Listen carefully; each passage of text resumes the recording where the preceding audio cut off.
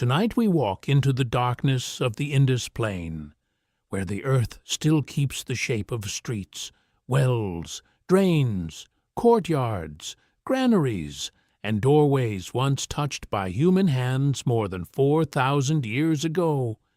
We travel to a world older than many empires of legend, a world of baked brick cities laid out with such quiet precision that even now, beneath the dust and heat of Pakistan and northwestern India, their geometry seems almost impossible. The question that has haunted generations of archaeologists is simple but vast. How could a civilization so immense, so ordered, so deeply connected to land and water, seem to vanish from history without leaving behind a clear story of kings, wars, conquest, or ruin? In the imagination, the ancient world often arrives with thunder. Egypt gives us pyramids rising above the Nile. Mesopotamia gives us temple towers, clay tablets, priest kings, and armies. The Hittites leave fortresses. The Minoans leave palaces bright with painted dolphins. But the Indus Valley civilization speaks in a lower voice. It does not come forward with colossal statues of rulers. It does not hand us a readable chronicle of battles. It does not carve its triumphs into mountain rock. Instead, it gives us fired bricks, measured weights, carved seals, shell bangles, drainage systems, private bathing platforms, carefully aligned streets, and thousands of signs that remain, to this day, unread. Still, for the most part, secrets remain hidden. The scale itself is staggering. At its height, the Indus world stretched across a territory larger than either ancient Egypt or Mesopotamia, extending from the plains of Punjab and Sindh to Gujarat, Rajasthan, Haryana, Baluchistan, and beyond. Its cities and towns stood beside rivers, seasonal streams, coastal routes, and trade corridors. Harappa, Mohenjo-Daro, Dholavira, Rakhigarhi, Ganeriwala, Lothal, Kalibangan, names now spoken in museums, classrooms, excavation reports, and quiet archaeological trenches. Yet once they were living places where children ran through lanes, merchants weighed goods, potters shaped clay, and families drew water from brick-lined wells under a fierce and glittering sky. The great mystery begins not only with their existence, but with their disappearance. Around the early 2nd millennium BC, the largest urban centers began to decline. Streets, once maintained with strict civic order, fell into neglect. Long-distance trade weakened. Standardized weights and seals became less common. Urban life fragmented. Population shifted eastward and southward. The cities did not vanish in a single night, though the phrase has followed them like a shadow. There is no clear horizon of universal fire, no decisive battlefield, no single royal tomb filled with the dead. Instead, the evidence suggests something more unsettling, a long unraveling so quiet that it can feel, from a distance, like sudden silence. Radiocarbon dating has helped place this great civilization into its wider Bronze Age setting. Stratigraphic excavation has revealed layers of growth, maturity, adaptation, decline, and transformation. Lithic analysis, ceramic study, residue analysis, paleobotany, and isotopic research have all added small lamps to the darkness. Genomic data, still developing and often debated with great care, has opened new questions about ancestry, movement, health, and continuity. Each method gives a fragment. No single fragment gives the whole. The Indus remains a shattered mirror reflecting a world that was both familiar and deeply strange. Picture Mohenjo-Daro at dusk. The baked bricks hold the day's heat. Dust floats above the street lines. A well stands in a courtyard, its circular wall rising from bricks placed with astonishing care. Water glints in a jar. Somewhere, a beadmaker works with carnelian, heating stone until its color deepens like captured sunset. A child watches a cart roll past on wooden wheels. A woman steps onto a bathing platform. In a nearby room, someone presses a seal into damp clay, leaving the image of a powerful animal and a line of script no modern scholar can confidently read. There may be prayers in the air, there may be bargaining, there may be songs, but history hears almost nothing. This silence has tempted the modern mind toward dramatic answers. Were the cities destroyed by invaders? Did climate change dry the rivers? Did floods drown the streets? Did disease pass through the crowded neighborhoods? Did trade collapse, carrying the cities down with it? Was there a failure of political authority? Or was there never a political authority of the kind we expect? Did people abandon the old urban life because the world around them changed too slowly to notice in one generation, yet too deeply to resist across many? The old story of sudden destruction once appealed to scholars seeking a clean ending. Skeletons at Mohenjo-Daro were imagined as victims of massacre. Broken walls became evidence of invasion. Later, more careful archaeology urged caution. The dead were not found in the neat pattern of one final catastrophe. The city's decline was uneven. Settlement continued in many forms. Culture did not cease. The people of the Indus did not simply evaporate into myth. They changed location, changed habits, changed pottery, changed networks, changed ways of living. The civilization as an urban system faded, but its human world endured. That is what makes the Indus so powerful as a bedtime journey into the ancient past. It does not give us the comfort of a single answer. It invites us to sit with uncertainty. It asks us to imagine civilization not as a monument to rulers, but as a vast arrangement of ordinary lives, clean water, shared measures, repeated symbols, skilled hands, brick by brick, well by well, drain by drain. These people built one of the most sophisticated urban landscapes of the Bronze Age, and did so without leaving behind the kinds of royal boasting that dominate so much ancient history. Here, gods and mortals once walked the earth, though we do not yet know the names of their gods, and we do not know what the mortals called themselves. Perhaps they looked upon the rivers with reverence. Perhaps they feared the changing sky. Perhaps they trusted the order of their cities as a sacred pattern. Perhaps they believed that water, cleanliness, animals, trees, fire, earth, and fertility belong to one great woven fabric of life. We can see hints. We can trace patterns. We can hold the seals and study the signs, yet the voice remains locked away. So we begin with a vanished civilization that did not truly vanish, a lost world that still lies beneath fields, towns, ruins, and memory. We begin in the heat of the Indus plain, where the wind moves over ancient brick, and the past does not shout, but waits, answerless, adrift to ponder.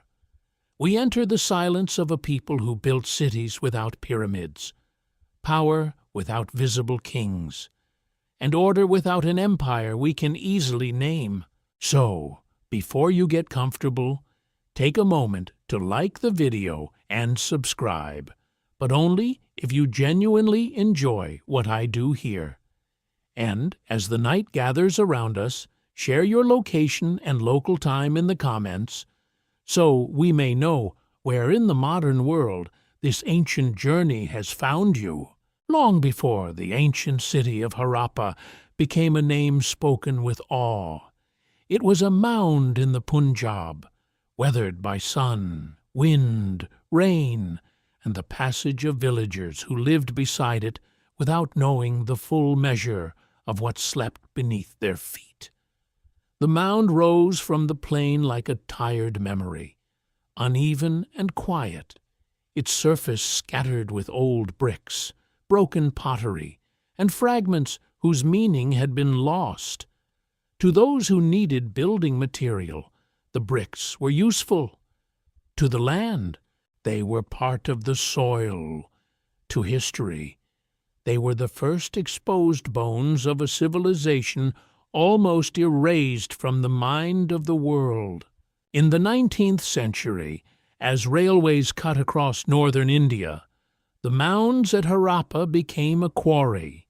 Ancient bricks, hard and well-fired, were pulled from the earth and used as ballast beneath railway tracks. These were not crude lumps of clay. They were bricks of remarkable strength, made to a consistent proportion, shaped by hands that had lived more than 4,000 years earlier. Mile after mile, the remains of an unknown Bronze Age city were broken, carried away, and laid beneath iron rails. The modern age advanced over the crushed architecture of the ancient one. There is something almost ghostly in that image. Engines moving across the land, smoke rising into the sky, wheels pounding over tracks supported by the bricks of a forgotten people, passengers traveling across empire and colony, unaware that beneath them lay the ruined body of a city older than many of the stories they knew. Harappa did not announce itself with towers. It entered modern history through damage, through loss, through the accidental exposure of a buried order. Mohenjo-Daro, far to the south in Sindh, slept under its own mounds beside the Indus River. Its name would later be associated with the dead, with ruins, with an ancient settlement whose size and complexity astonished the world. But for centuries, it too existed as a raised place in the landscape, a mound of dust, brick, and memory. The river moved nearby, changing course, flooding, retreating, and leaving silt across the plain. The sun burned down upon the mound. Thorny plants grew in the dry soil. Local people knew the place, but its deepest identity remained hidden. When archaeologists began to cut into these mounds with greater care, the earth answered slowly. First came brick walls, then streets, then drains, then rooms arranged with a precision that did not resemble a village grown by accident. At Harappa, and later at Mohenjo-Daro, the pattern became impossible to ignore. These were cities, not camps, not small farming hamlets, not isolated fortresses. Cities with planned streets, carefully made houses, wells, platforms, workshops, public structures, and drainage systems so advanced that even modern observers have paused in disbelief. Brick by brick, a lost urban world emerged. The streets were laid out with striking regularity. Some ran broad and straight, meeting others at near right angles. Smaller lanes branched away into neighborhoods. Houses opened inward rather than outward, protecting privacy from the street. Many homes had their own wells, or access to nearby wells, suggesting a concern with water that was both practical and perhaps deeply cultural. Bathing areas were built with sloped floors. Wastewater flowed into covered drains. The drains themselves were made of brick, often carefully sealed, sometimes with inspection holes for cleaning. This was not random convenience. It was civic thought made visible in clay. At Mohenjo-Daro, the famous Great Bath came to symbolize the civilization's genius for water and order, built of finely fitted bricks, sealed with bitumen, approached by steps and surrounded by rooms. The structure seemed to speak of ritual, gathering, purification, or ceremony. Yet even here, certainty remains difficult. Was it a sacred pool, a civic bath, a place for elite rites, a center of community identity? The stones do not answer plainly. They offer form without explanation, architecture without inscription, presence without voice. The houses of these cities were equally revealing. Some were modest, built around small courtyards, with rooms clustered for sleeping, storage, cooking, and work. Others were larger, indicating differences in wealth or social standing, though not the extreme inequality seen in some other ancient civilizations. There were no obvious palaces dominating the city skyline, no gigantic royal tombs filled with treasures, no carved monuments showing a ruler towering above conquered enemies. The Indus city gives an impression not of royal spectacle, but of regulated urban living, discipline, and shared habits. From the debris of craft areas came evidence of skilled labor. Potters made painted vessels. Bead makers shaped stones into tiny objects of beauty and value. Shell workers cut ornaments from materials brought from distant coasts. Metal workers used copper and bronze. Figurines of animals and humans were formed from clay.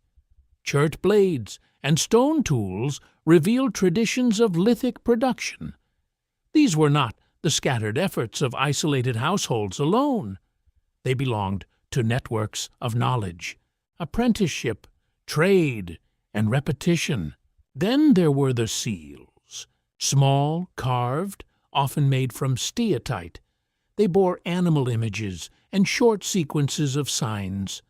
The so-called unicorn animal appears again and again, elegant and mysterious, standing before a ritual object or feeding stand. Bulls, elephants, rhinoceroses, tigers, water buffalo, and composite creatures also appear. Above them, the script runs in compact lines, disciplined and beautiful, but undeciphered. A seal could mark goods, identity, authority, ritual, ownership, or administration. It could do several things at once. Each one is a miniature doorway into a system of meaning that remains closed. The discovery of these seals, bricks, drains, and streets changed the intellectual landscape of ancient history. Before the Indus cities were properly understood, the great centers of early civilization were often imagined through Egypt and Mesopotamia. But here was another world, vast and sophisticated, rising on the banks and plains of South Asia. It had shared standards across enormous distances. It had trade connections reaching beyond its homeland. It had cities of remarkable planning, yet it did not fit the expected pattern. A lost civilization had been hiding, not in legend alone, but in plain sight, beneath fields, beneath villages, beneath railway lines, beneath mounds thought to be little more than ruins without names. The earth had held it patiently while empires rose and fell overhead. Farmers plowed, travelers passed, languages changed, religions transformed, kingdoms came and went, and still the bricks remained, waiting for careful hands to brush away the dust. In the evening light, one may imagine an excavator standing at the edge of a trench as the shape of a street appears. The air is warm, the soil smells dry and mineral-rich. A line of bricks catches the eye, then another, then a corner, then a drain running beneath what was once a busy lane. Suddenly, the mound is no longer merely a mound. It is a city returning from silence. And yet, even as the city appears, its people remain just beyond reach. We see where they washed, where they cooked, where they stored grain, where they worked stone and shell, where they walked through narrow lanes in the long heat of the afternoon. We can almost hear the creak of carts, the splash of water, the murmur of trade, the soft fall of sandals on brick. But their names are gone. Their stories are locked inside signs we cannot read. Their voices are present only as absence. So the discovery of Harappi and Mohenjo-Daro was not merely the uncovering of ruins, it was the return of an entire civilization to human memory, a civilization built not from mythic thunder, but from the measured rhythm of urban life. Wells, streets, drains, bricks, seals, courtyards, these humble things became magnificent because they revealed a world that should never have been forgotten, and yet almost was. The first great shock of the Indus discoveries was not simply that old ruins had been found. The shock was that an entire chapter of human civilization had been missing from the story of the ancient world. Scholars had long looked toward the Nile and the lands between the Tigris and Euphrates when speaking of the earliest cities. There they could see temples, tombs, inscriptions, royal names, tribute lists, and wars written into clay and stone. South Asia was known to contain ancient traditions, deep settlements, sacred geographies, and legendary memories. But few expected to uncover a Bronze Age urban world on such a scale, so early, so ordered, and so strange in its silence. The trenches at Harappa began as narrow wounds in the mound. Workers cut into layers of compacted earth. Baskets of soil were carried away. Broken pottery emerged in handfuls. Walls appeared, not as isolated fragments, but as continuing lines, turning corners, forming rooms and lanes. Each trench deepened the problem. These remains were not medieval. They were not merely early historic. They belonged to a time far older than first assumed. The same revelation unfolded at Mohenjo-Daro, where the heat could be punishing and the brickwork seemed to go on and on. Excavators found themselves not in a scattered ruin, but inside a planned urban environment of astonishing maturity. Streets ran through neighborhoods with disciplined alignment. Houses were built in repeating forms. Wells appeared so frequently that they suggested not royal luxury, but common access. Drains ran beneath lanes and along walls, carrying wastewater away from homes with practical intelligence. The city seemed to have been designed by people who cared deeply about order, cleanliness, and the control of daily life. For archaeology, the eureka moment is rarely one burst of golden light. It is often slower, quieter, and more demanding. A pattern forms out of fragments. A wall becomes a building becomes a district becomes a city becomes a civilization. In the Indus plains, this transformation happened through the steady accumulation of evidence. The same kinds of bricks appeared across distant sites. The same weight standards appeared in different regions.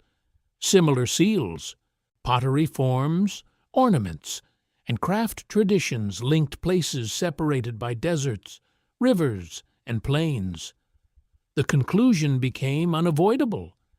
Harappa and Mohenjo-Daro were not isolated wonders. They were great nodes in a much wider world. Imagine the intellectual atmosphere of those early decades. A scholar lifts a seal from the earth and sees a line of symbols unlike Egyptian hieroglyphs, unlike Mesopotamian cuneiform, unlike anything comfortably placed within the known map of writing. Another excavator studies a brick and notices the recurring proportions, suggesting a habit of measurement repeated across generations. A surveyor maps a street and finds not the tangled growth of centuries, but planning. A cataloger compares artifacts from separate sites and senses the outline of a shared culture spreading across a vast region. This was the moment when the Indus world began to challenge the old hierarchy of ancient history. Civilization was not a single flame passed from one known center to another. It had many hearths. It could rise beside different rivers, under different skies, with different religious imaginations and political structures. The Indus did not need to resemble Egypt in order to be great. It did not need pyramids to prove ambition. It did not need a readable king list to prove complexity. Its genius lay in another kind of achievement, a civilization of systems, standards, craft, and civic discipline. The early excavators understood that they were handling something profound, though many of their first interpretations would later be revised. The field methods of the time were not always as refined as modern stratigraphic excavation. Layers could be disturbed. Small finds could be poorly contextualized. Grand theories could grow too quickly from limited evidence. Yet the essential discovery endured. Beneath the mounds lay cities from the 3rd millennium B.C., cities that belonged among the great urban experiments of the Bronze Age. The archaeological record widened as new sites came into view. Villages, towns, ports, craft centers, and regional settlements revealed that the civilization was not only a matter of 2 famous cities, it stretched across landscapes of striking variety. In some places, people lived near mighty rivers. In others, they adapted to semi-arid plains, coastal marshes, highland routes, or seasonal streams. The Indus world was not one flat plane of sameness. It was a mosaic of environments held together by shared practices. The more scholars looked, the more questions multiplied. Where were the palaces? Where were the temples with towering walls? Where were the royal burials? Where were the obvious armies, triumph scenes, and monuments of domination? In Mesopotamia, the city often gathered around temple and palace, around writing that named rulers and gods. In Egypt, royal power climbed into stone and reached toward the sky. In the Indus, authority seemed present everywhere and nowhere. Someone, or some system, maintained standards. Someone organized building traditions, weights, trade, and civic maintenance. Yet the usual face of power was missing. This absence was not emptiness. It was a different kind of evidence. The Indus cities suggested that social coordination could be intense without leaving behind a theater of kingship. Perhaps authority was distributed among councils, merchants, priestly groups, household elders, or local administrators. Perhaps there were leaders whose symbols we have not recognized. Perhaps power was embedded in ritual practice, economic regulation, and inherited custom rather than monumental display. Only time will tell what future discoveries will be made. The small objects brought from the trenches became messengers from this unfamiliar order. Cubical stone weights, polished and precise, hinted at regulated exchange. Beads of carnelian, agate, lapis, faience, and shell spoke of skilled craft and long-distance movement. Pottery with painted designs preserved habits of taste and symbolism. Copper tools showed metalworking knowledge. Terracotta figurines, sometimes human, sometimes animal, suggested domestic ritual, play, identity, or devotion. The archaeological table filled with evidence, but each object seemed to whisper rather than proclaim. At times, The silence of the script must have felt unbearable. Here were marks repeated across seals, tablets, pottery, and other materials. They had pattern, structure, and authority. They looked as if they should yield, but they did not. Without a bilingual inscription, without long texts, without a known language securely attached to the signs, the script remains one of the great locked chambers of ancient studies. Scholars have debated whether it records a full language, a restricted administrative system, names, titles, ritual formulas, or something else. The signs remain calm, compact, and impenetrable. One may imagine an early archaeologist at sunset, sitting beside trays of finds. The day's heat begins to fade. Dust clings to clothing. In the distance, workers leave the mound. On the table rests a seal, no larger than the palm. Its animal stands in profile, still and powerful. Above it, a few signs hold their secret. The scholar knows that this tiny object has come from a world as old as the great kingdoms of the Bronze Age, yet it offers no royal boast, no clear prayer, no simple translation. It is both evidence and refusal. That refusal is what made the first Eureka trenches so important. They did not solve the Indus, they restored it. They forced the ancient world to become larger, more complicated, and more humbling. They showed that human beings in the deep past were not primitive shadows waiting for civilization to arrive from somewhere else. They were planners, engineers, traders, artisans, thinkers, and ritual makers. They built according to rules, they measured, they washed, they exchanged, they remembered, they created a world of immense coherence, then left us with the task of understanding it through fragments. The map of Bronze Age civilization had to be redrawn. A new center appeared, not on the margins, but at the heart of the ancient human experiment. The Indus cities rose from the trenches as a challenge to every easy story of progress, power, and collapse.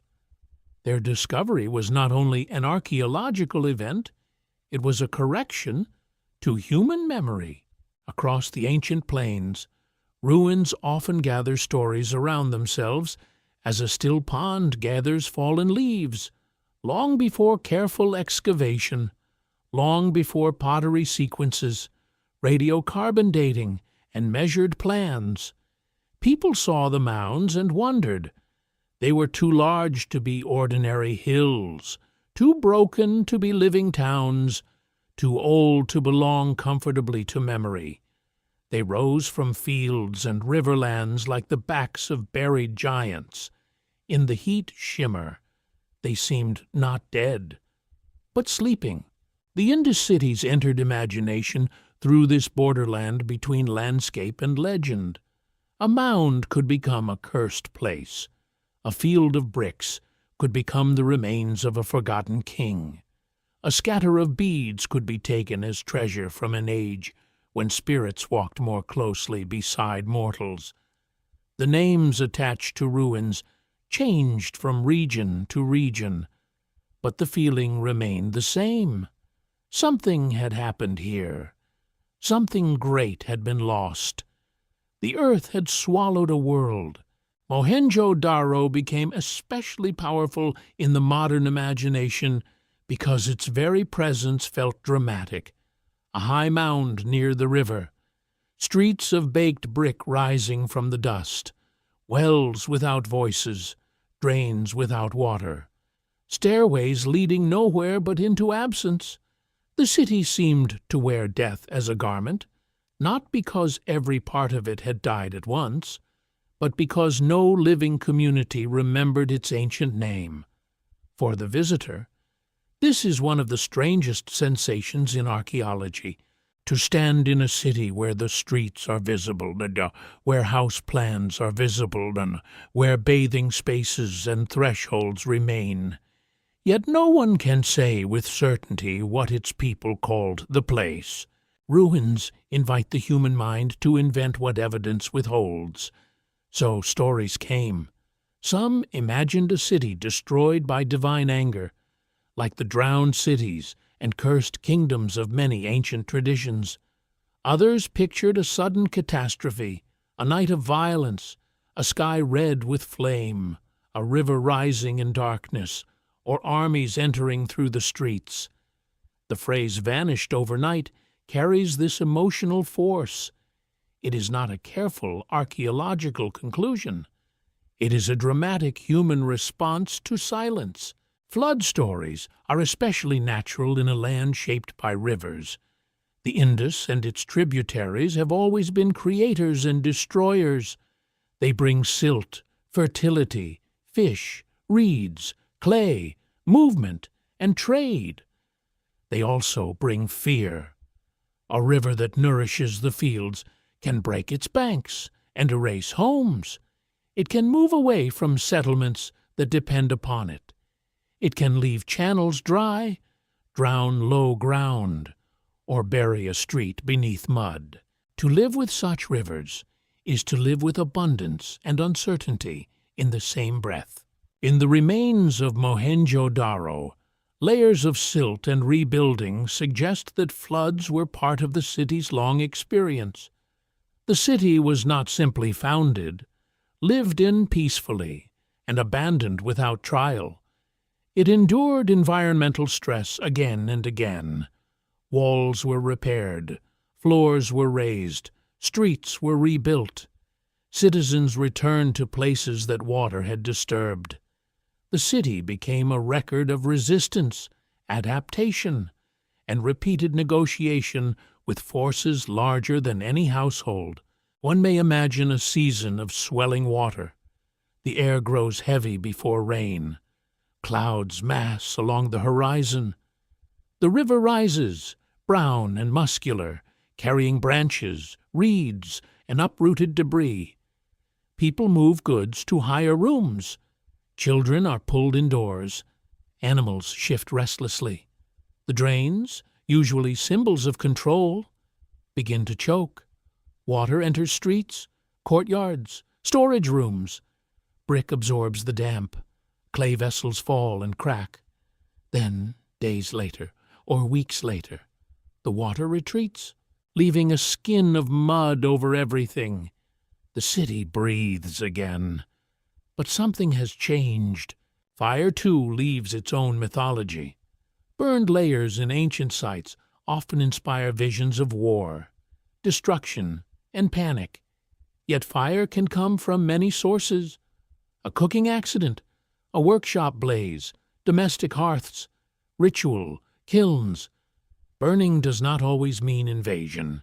Still, the sight of blackened material among ruins awakens the imagination. It suggests heat, shouting, collapse, and the orange glow of disaster against night.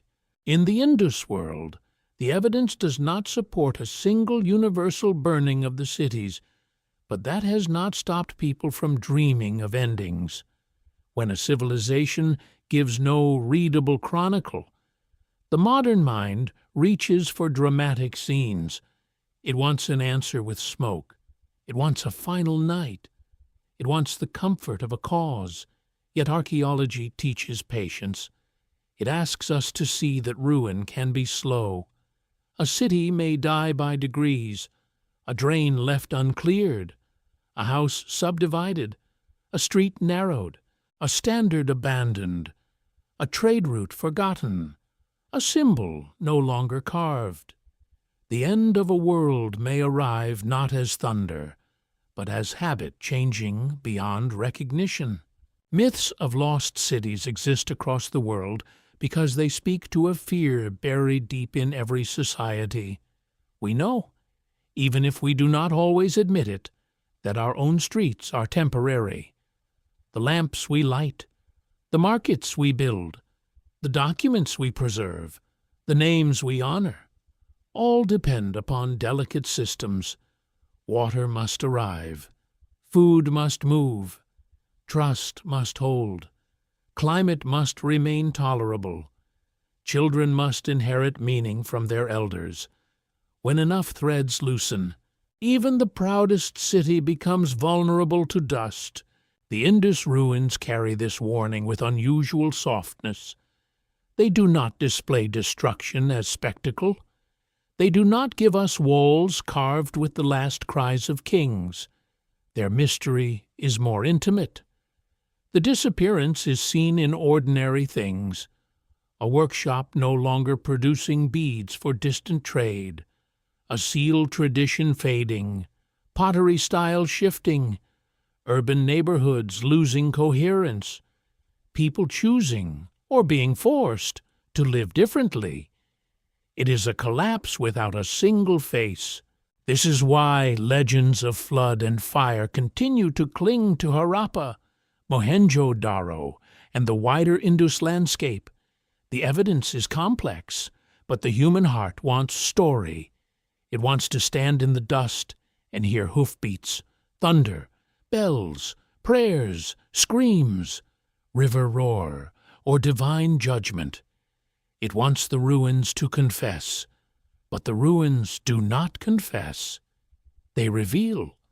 They reveal that cities live inside nature and not above it. They reveal that rivers can be sacred and dangerous at once. They reveal that memory can be broken even when bricks survive. They reveal that a civilization may leave millions of artifacts and still withhold its deepest voice. They reveal that the boundary between history and legend is often a place of twilight, where certainty fades and imagination begins. At Mohenjo-Daro, one can walk along a raised street and feel the strange nearness of vanished life.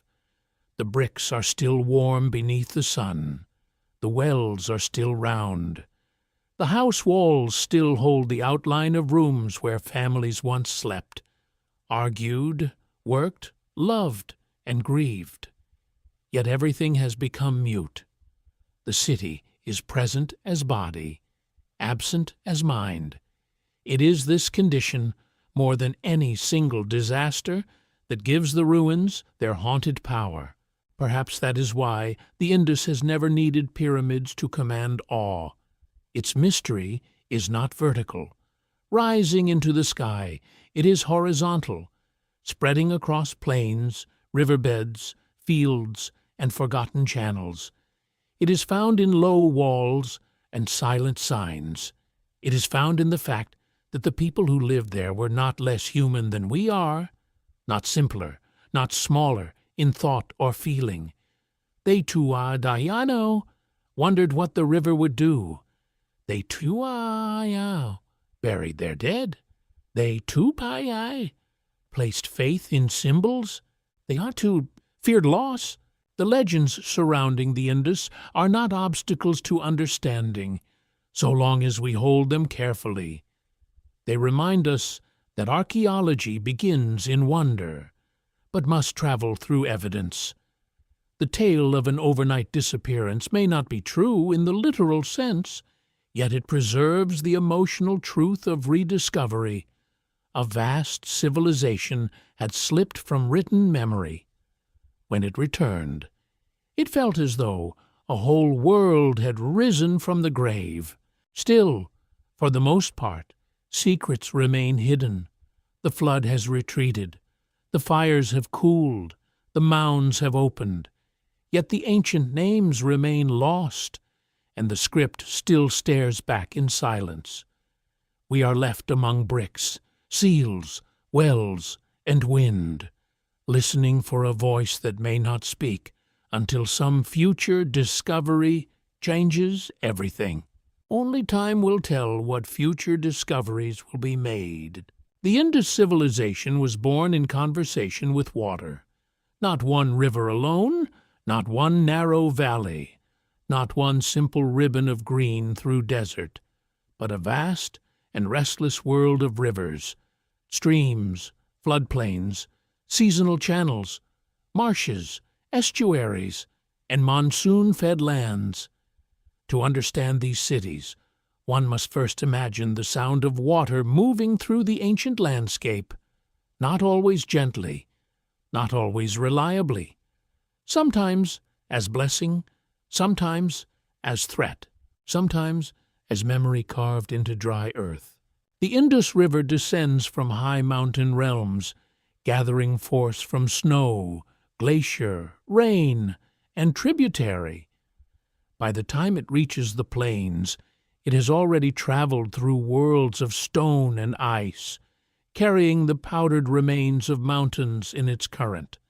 Its waters spread fertility across lowlands, leave silt behind, feed fields, shape routes, and create corridors of movement. Along its system, people could travel, trade, fish, farm, gather reeds, make bricks, water animals, and build towns that looked outward toward a wider world. Yet the Indus world was not only the Indus River. It also depended upon monsoon rhythms and upon river systems that have changed dramatically over time. Some settlements stood near channels that no longer flow as they once did. Others occupied lands where seasonal rivers could be generous in one age and unreliable in another. The ancient communities were not merely passive recipients of nature. They were careful readers of it.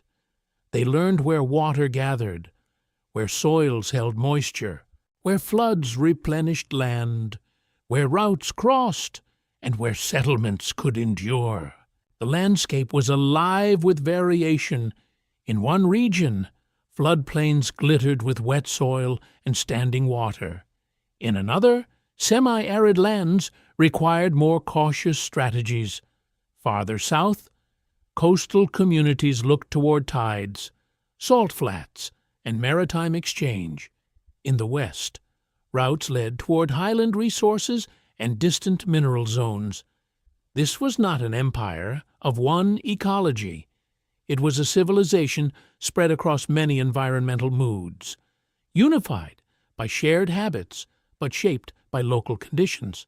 The monsoon was among the great invisible powers of this world. Each year, seasonal winds carried moisture across the subcontinent, turning heat into rain, dust into smell, fields into promise. A strong monsoon could bring abundance. A weak monsoon could mean anxiety, crops, grazing, wells, streams, and stored food all depended on patterns that no human ruler could command. To live in such a world was to be constantly aware that the sky itself was part of civilization. The people of the Indus grew crops suited to their lands and seasons. Wheat and barley were important in many areas, while pulses, sesame, dates, and other plants formed part of the agricultural world. In some regions, millets gained greater importance, especially as conditions shifted. Cotton, one of the civilization's remarkable gifts to ancient material culture, was cultivated and worked into textiles. Though cloth rarely survives in the archaeological record, the fields would have smelled of damp soil after rain, of straw under heat, of animals, smoke, and crushed plants. Civilization was not only brick and seal, it was seed, mud, sweat, and storage. Floodwater farming may have played an important role in some zones. Rather than depending entirely on large canal systems, communities could take advantage of seasonal inundation, planting in enriched soils after waters withdrew. This required knowledge, timing, and collective memory. Too little water meant hunger. Too much water meant damage. The line between prosperity and ruin could be as thin as a riverbank. At Mohenjo-Daro, the closeness of the river created both opportunity and danger. The city's builders chose a location connected to the lifeblood of transport and fertility. But the river did not remain obedient. Flood deposits suggest repeated episodes of water invasion. The city rose, adjusted, rebuilt, and continued. Its people did not abandon urban life at the first sign of danger.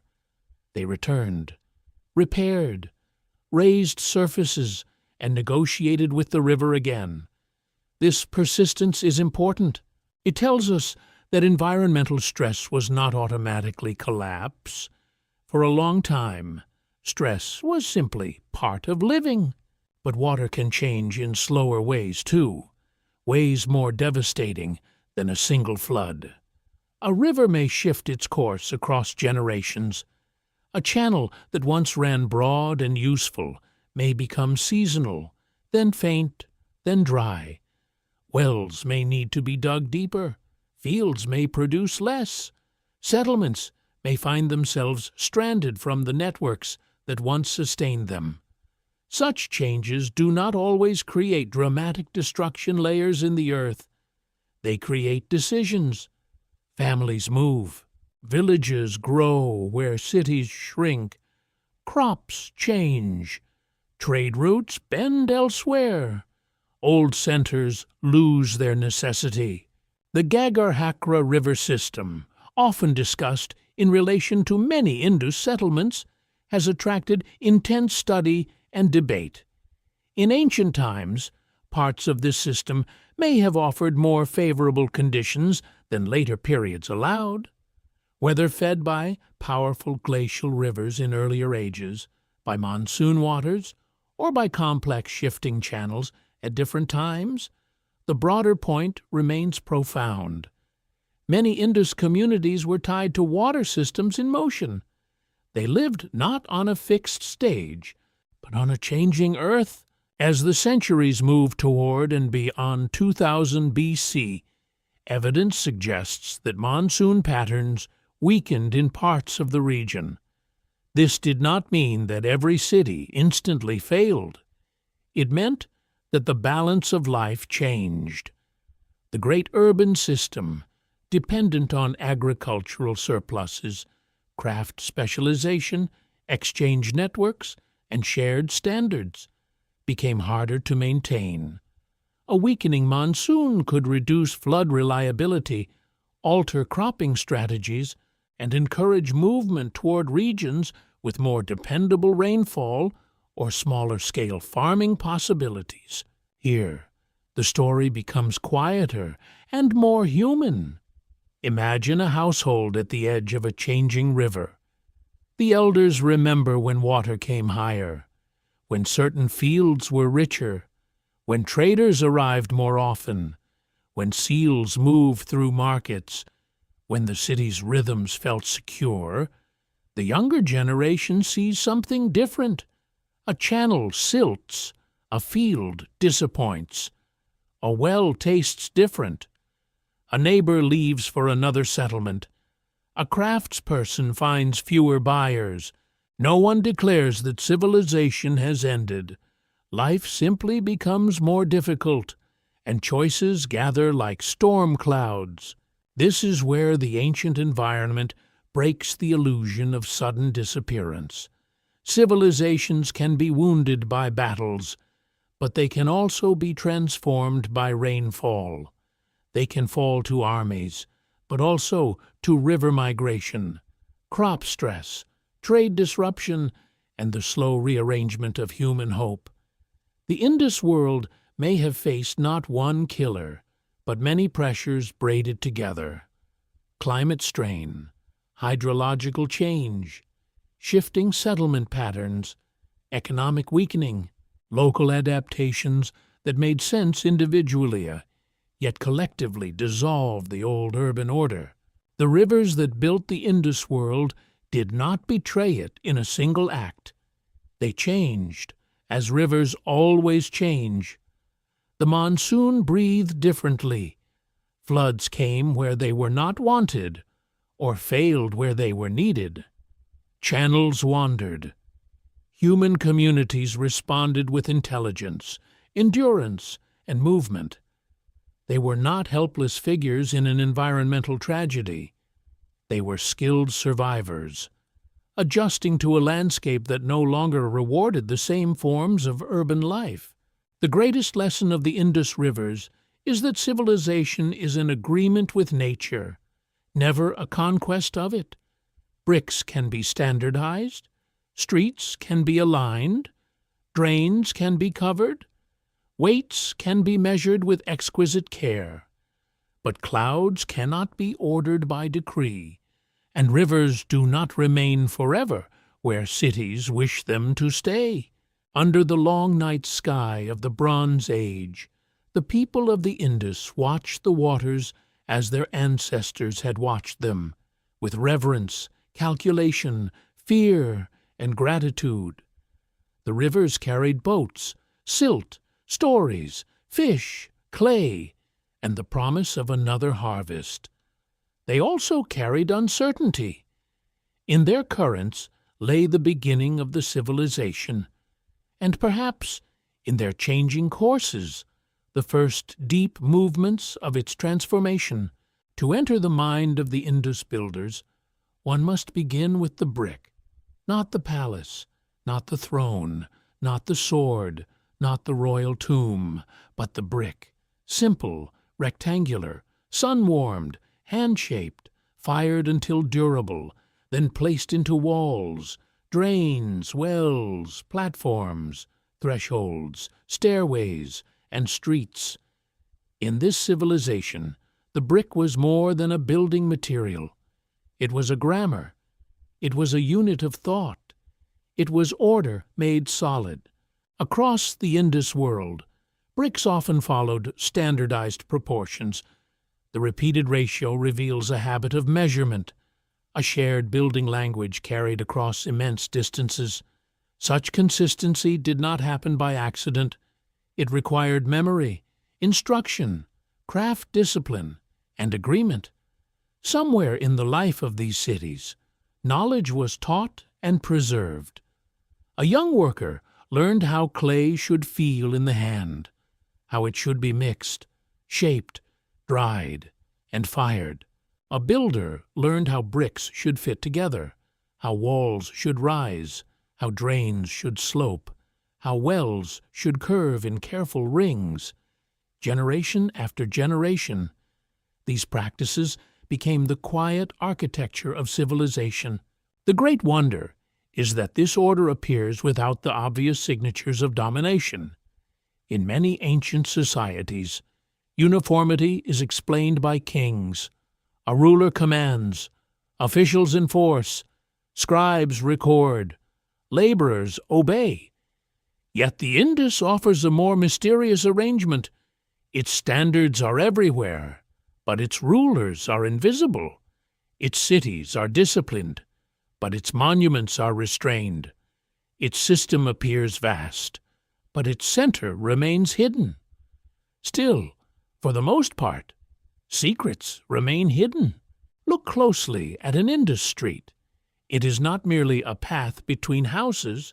It is a designed corridor of movement, drainage, privacy, and access. The street receives wastewater from homes. It allows carts and pedestrians to pass. It divides the city into recognizable blocks. It is civic life in physical form. A poorly planned street becomes a place of mud, smell, disease, and confusion. A carefully planned street becomes a promise that many households can live near one another without constant disorder. The drains are even more revealing. Covered drains lined with brick carried wastewater away from domestic spaces. Some had removable covers for cleaning. Some connected to soak jars or street channels. This system required not only construction, but maintenance. A drain can be built once, but it must be cared for again and again. Someone had to remove blockages. Someone had to repair broken brick. Someone had to accept that waste. Water and cleanliness were matters of shared concern. This concern with water appears inside houses as well. Many homes contained bathing areas with sloped floors, allowing water to run toward drains. Wells were common in certain cities, especially Mohenjo-Daro, where private or neighborhood access to water seems to have been unusually widespread. This was not a civilization indifferent to domestic comfort. It was one in which the rhythms of washing, drawing water, storing water, and removing wastewater were woven into daily life. Such urban planning speaks of a society attentive to the body that sweats in summer heat, the body that returns dusty from labor, the body that cooks, eats, bathes, bleeds, gives birth, falls ill, and dies.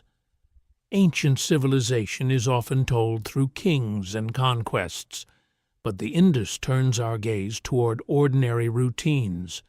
A jar filled at dawn, a floor rinsed after use, a courtyard swept clean, a drain cleared before the monsoon. These acts may seem small, but multiplied across thousands of households, they become culture. The same discipline appears in weights and measures. Archaeologists have found carefully shaped stone weights, often cubical, made according to consistent standards. These objects are small, but they carry great meaning. A standardized weight is a tool of trust. It allows goods to be measured fairly, transactions to be repeated, craft production to be regulated, and exchange to stretch beyond the circle of personal familiarity. When a merchant weighs grain, stone, metal, shell, or beads, the weight in his hand represents not merely mass, but agreement. Agreement is one of the invisible foundations of civilization. People must agree that a measure means what it claims. They must agree that a brick should be shaped in a known way. They must agree that water must flow away from houses. They must agree that certain symbols or seals have authority. The Indus world seems to have been held together by many such agreements, some practical, some economic, some perhaps sacred. Craft production deepens the picture. In workshops across the Indus region, artisans transformed raw materials into objects of beauty and use. Carnelian beads required skill, patience, heat treatment, drilling, polishing, and an understanding of stone. Shell ornaments required access to coastal materials and specialized cutting techniques. Pottery required clay selection, shaping, firing, and sometimes painting. Copper and bronze objects required knowledge of ore, smelting, alloy, casting, and hammering. Even tiny artifacts preserve long chains of human expertise. Lithic analysis reveals stone tools produced with technical control. Chert blades, scrapers, drills, and other implements show that stone remained important even in a world familiar with metal. In many Bronze Age societies, metal attracts the eye because it gleams and survives as a sign of technological advancement. But stone tools tell quieter stories of continuity, economy, and specialized craft. A bead drill made of hard stone could be more important to luxury production than a bronze blade. The cities were not isolated piles of houses. They were places where farmers, herders, potters, brickmakers, bead makers, shell workers, metal workers, traders, water carriers, cleaners, cooks, children, elders, and ritual specialists lived within a shared built environment. The city gathered many forms of labor into one organism. The streets were its veins. The wells were its beating chambers. The drains were its hidden intestines. The brick walls were its bones. Yet this organism does not show us a clear head. That is the great paradox. How was such order coordinated?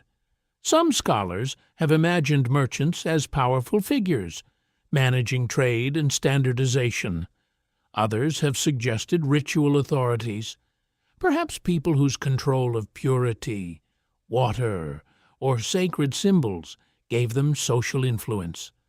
Others picture councils, corporate groups, neighborhood institutions, or lineage-based authority. There may have been elites, but they did not celebrate themselves in the surviving record with the loudness of pharaohs or Mesopotamian kings.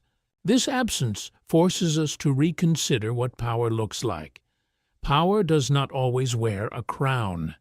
It may appear as the ability to define standards. It may appear as control over craft knowledge. It may appear as access to trade networks, ritual spaces, water systems, or agricultural surplus. It may appear as custom so deeply accepted that no monument needs to shout it. The Indus may have possessed authority that was powerful precisely because it was embedded in daily life. In the warm light of evening, imagine a brickmaker at work near the edge of a settlement. Clay is gathered, mixed, pressed into molds, laid out to dry. Smoke rises from kilns nearby. A builder measures a wall line. A child watches the repeated action, the practiced hand, the familiar shape. The brick is lifted, placed, aligned. A house grows. A drain is covered. A city extends itself by another small act of order. The grammar of bricks teaches that the Indus was a civilization of coordination without spectacle. Its greatness does not depend on towering monuments. It lives in proportion, repetition, drainage, measurement, and craft. It lives in the quiet intelligence of people who understood that a city is not only built upward for glory, but downward for water, outward for movement, and inward for the private dignity of households. Answerless, adrift to ponder, we stand among these bricks and realize that they are not mute. They speak, but not in royal language. They speak in ratios, drains, wells, weights, workshops, and worn thresholds. They tell us that the people of the Indus built a world where order entered the hand, the street, the marketplace, and the home. They tell us that civilization may be strongest not where power is most visible, but where shared habits are most deeply made. Among the smallest objects of the Indus world are some of its most powerful mysteries. A seal rests in the palm, square and pale, smooth from careful polishing, cut with an animal, a ritual object, and a short row of signs. It is not large enough to dominate a hall. It does not glitter like gold. It does not roar like a weapon or rise like a monument. Yet within its narrow surface lies one of the greatest unanswered questions of ancient history. What did the people of the Indus write, and why can we not yet hear them? The Indus script appears on seals, sealings, pottery, copper tablets, stone objects, ivory pieces, and other small artifacts. The inscriptions are usually brief, often only a few signs long. They are beautifully controlled, composed of marks that seem deliberate and repeated, not random scratches or careless symbols. Some signs look like fish forms, jars, tridents, leaves, combs, human-like shapes, or abstract arrangements. Others resist easy description. They appear in patterns, suggesting rules. They occur with images, suggesting meaning. They are distributed across many settlements, suggesting shared recognition. Yet they remain unread. This silence is not a simple failure of imagination. Scholars have tried, argued, compared, counted, classified, and proposed? The difficulty lies in the evidence itself. There is no long royal inscription with repeated names, no known bilingual text placing the Indus signs beside a deciphered language, no library of clay tablets filled with administrative records, no clear link between the signs and a language that can be securely reconstructed from them. The script looks like a door, but the key has not been found. In other ancient civilizations, writing can give us names that cling to the mind. Kings, queens, scribes, gods, cities, battles, prayers, laws, taxes, grain accounts, curses, marriages, hymns, and treaties all come forward when signs yield to reading. The Indus refuses this gift. It gives us writing without speech, structure without translation, presence without confession.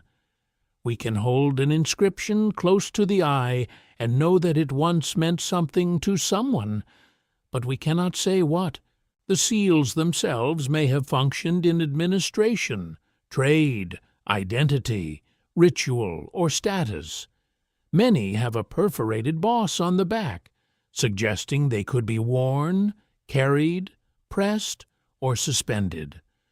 When pressed into clay, they left impressions that may have marked goods, containers, doors, bales, or documents made of perishable material.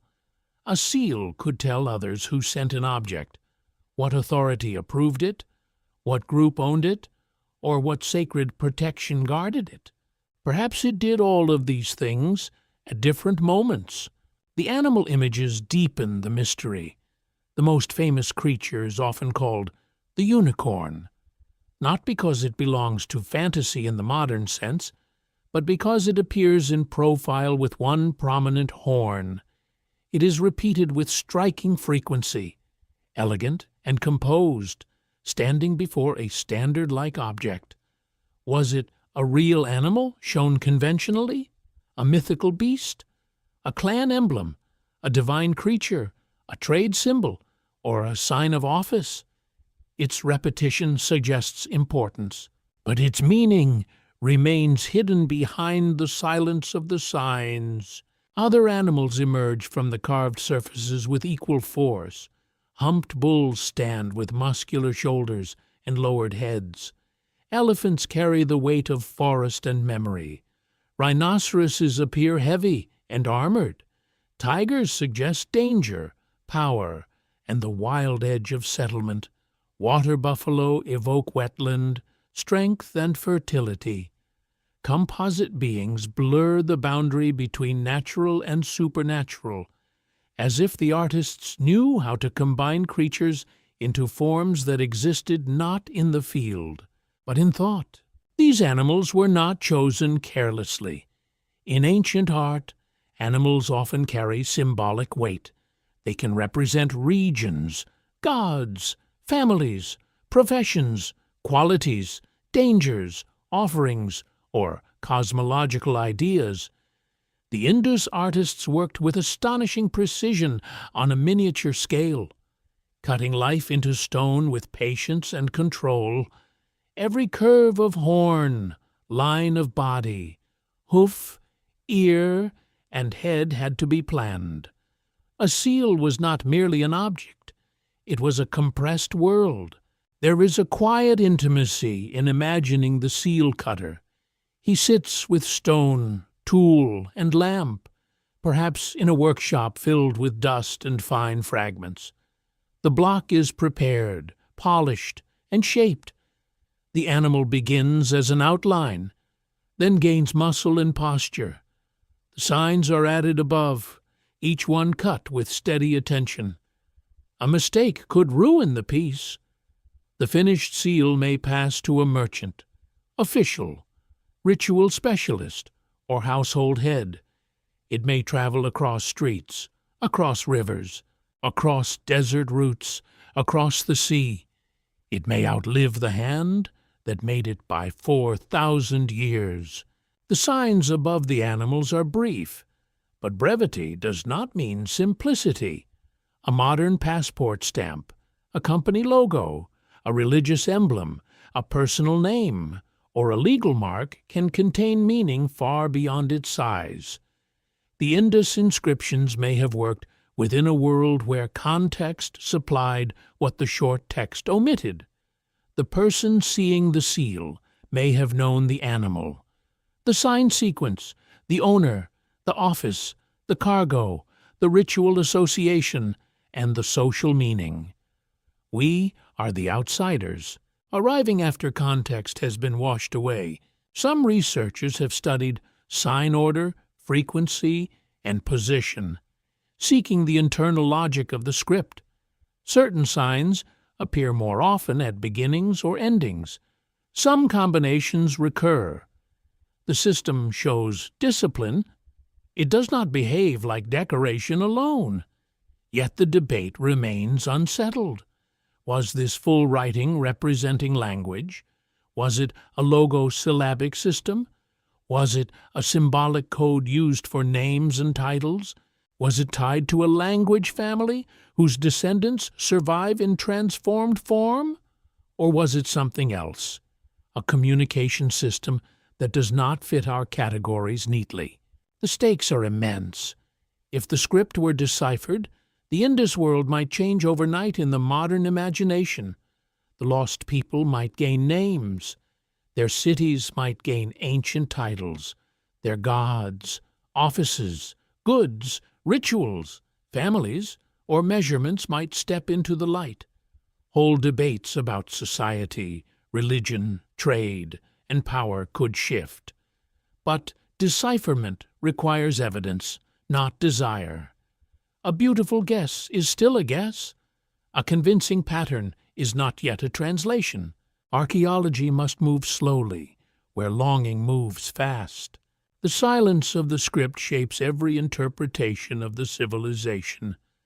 Without readable texts, scholars must listen more carefully to things. Bricks become sentences. Drainage becomes argument. Pottery becomes habit. Burial becomes social signal. Weights become economic grammar. Seals become both statement and secret. The Indus forces a discipline of humility. It reminds us that literacy in the ancient world does not automatically become legibility in the modern one. There is also a philosophical wound in the unread script. These people wrote, but we cannot read them. They marked objects with signs that carried authority, yet their authority has become a puzzle. They lived in cities, managed exchange, shaped symbols, and preserved meaning in durable form.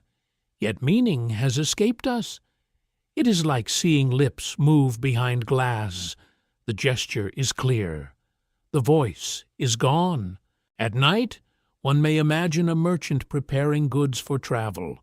Clay is dampened. A cord is tied around a bundle. The seal is pressed firmly into the surface. When it lifts, animal and signs remain. The mark says something definite within its world. It may declare origin, guarantee quality, invoke protection, identify a person, or bind an agreement. The merchant understands it. The receiver will understand it. The system holds because meaning travels with the mark. Thousands of years later, the impression survives without the understanding that made it useful. That is the strange cruelty of archaeological preservation. Stone endures.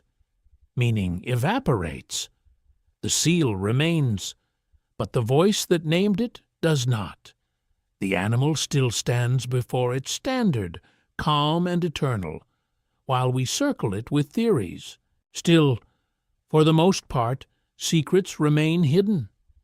The Indus signs continue to stare across time, neither yielding nor vanishing. They are among the most dignified silences left by the ancient world.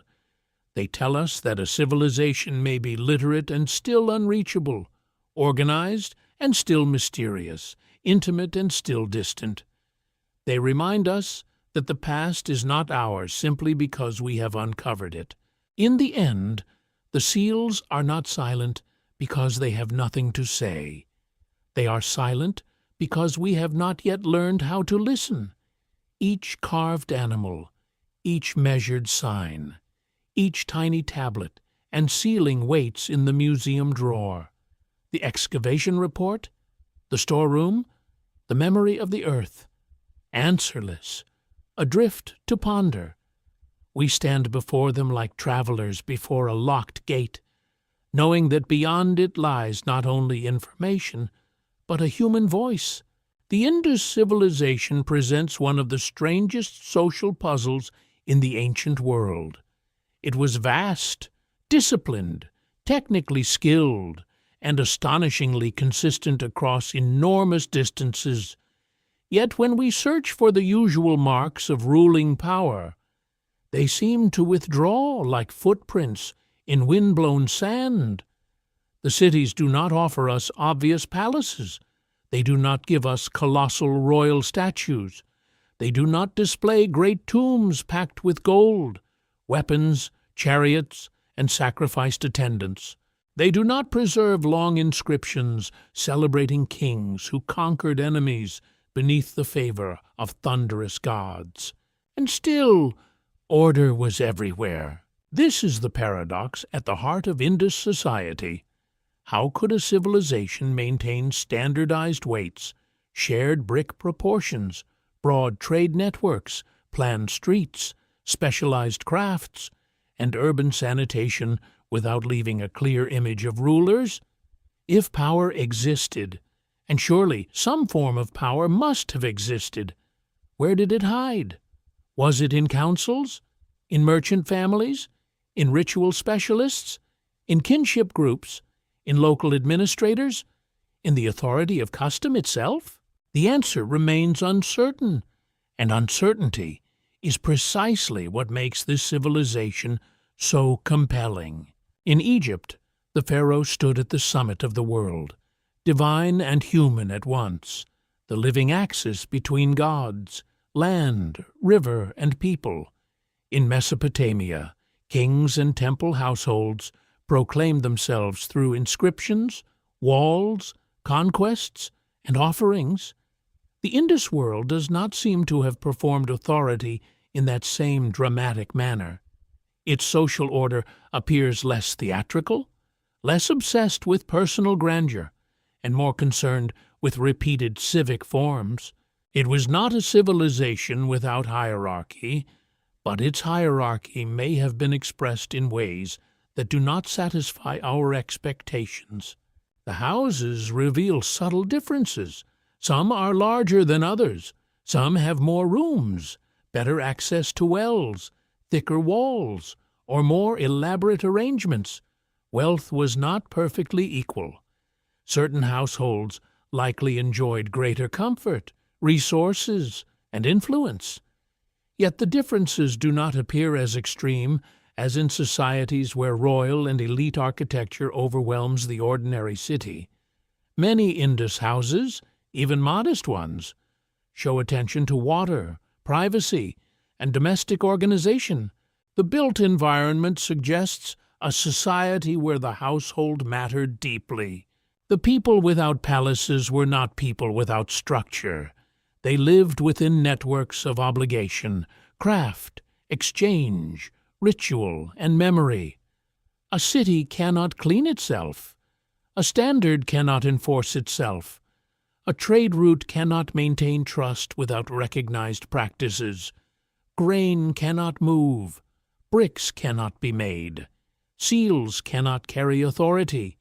And drains cannot be repaired unless people accept rules, duties, and expectations. The question is not whether power existed. The question is what form it took. One possibility is that authority was corporate rather than royal. Instead of one king towering above the city, groups may have governed through collective institutions. Elders, lineage heads, merchants, craft leaders, or ritual authorities may have shared control. Such power can be strong, yet leave fewer monuments to individuals. It can produce uniformity through consensus, tradition, and bureaucracy without celebrating a single ruler. It can guide society like an underground channel, unseen from above, but essential to the life of the city. Another possibility is that ritual purity and civic order were closely linked. The repeated concern with bathing, drains, water management, and controlled domestic space may not have been merely practical. Water could have carried moral, social, or sacred meaning. If certain people regulated ritual practice, festivals, cleansing rites, or access to symbolic spaces, they may have held authority without building palaces.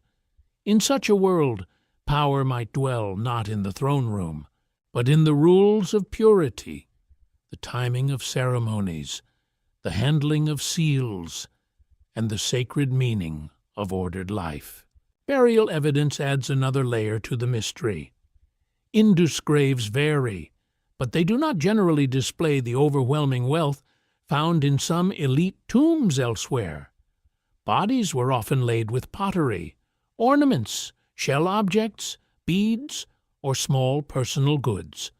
Some burials are more elaborate than others, but none clearly proclaim a god-king surrounded by unimaginable riches. Death, in the Indus record, seems restrained. The dead were honored, but not transformed into monuments of political domination. This restraint is striking. A society capable of large-scale planning and craft excellence could have built vast tombs if its ideology demanded them. It could have raised gigantic statues if rulers had wished to be seen forever. It could have carved victory scenes into stone. The absence of such displays suggests that the Indus imagination valued other forms of legitimacy. Perhaps power was meant to appear stable, not spectacular. Perhaps social harmony was maintained through shared standards rather than visible terror. Perhaps elite competition was deliberately controlled by custom. Genomic data has begun to add a biological dimension to the study of the Indus world, though it must be handled with caution. Ancient DNA from South Asia is difficult to recover in many environments, and every sample is only a small window into a much larger population. Still, genetic research has opened new ways to discuss ancestry, mobility, and continuity. It suggests that the people connected to the Indus world were part of deep regional histories, with connections shaped over long periods rather than by one simple migration story. The human reality was complex, layered, and local. Bones also speak in quieter ways. Bioarchaeology can examine health, diet, trauma, disease, age, sex, and patterns of labor.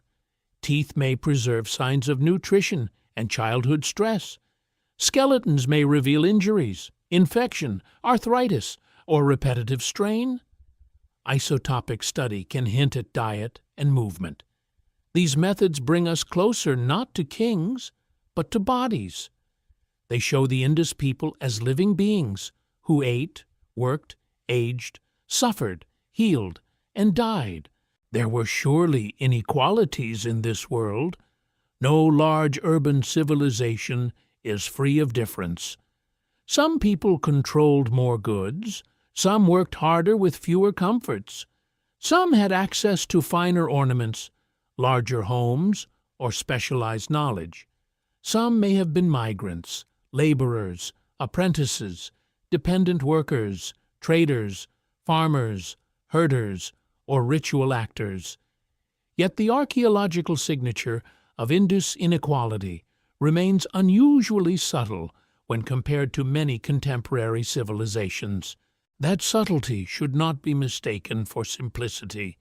It may reflect a social system with different rules of display. The human figures from the Indus world deepen the ambiguity. Terracotta female figurines, male figurines, animals, masks, and seated forms have inspired countless interpretations.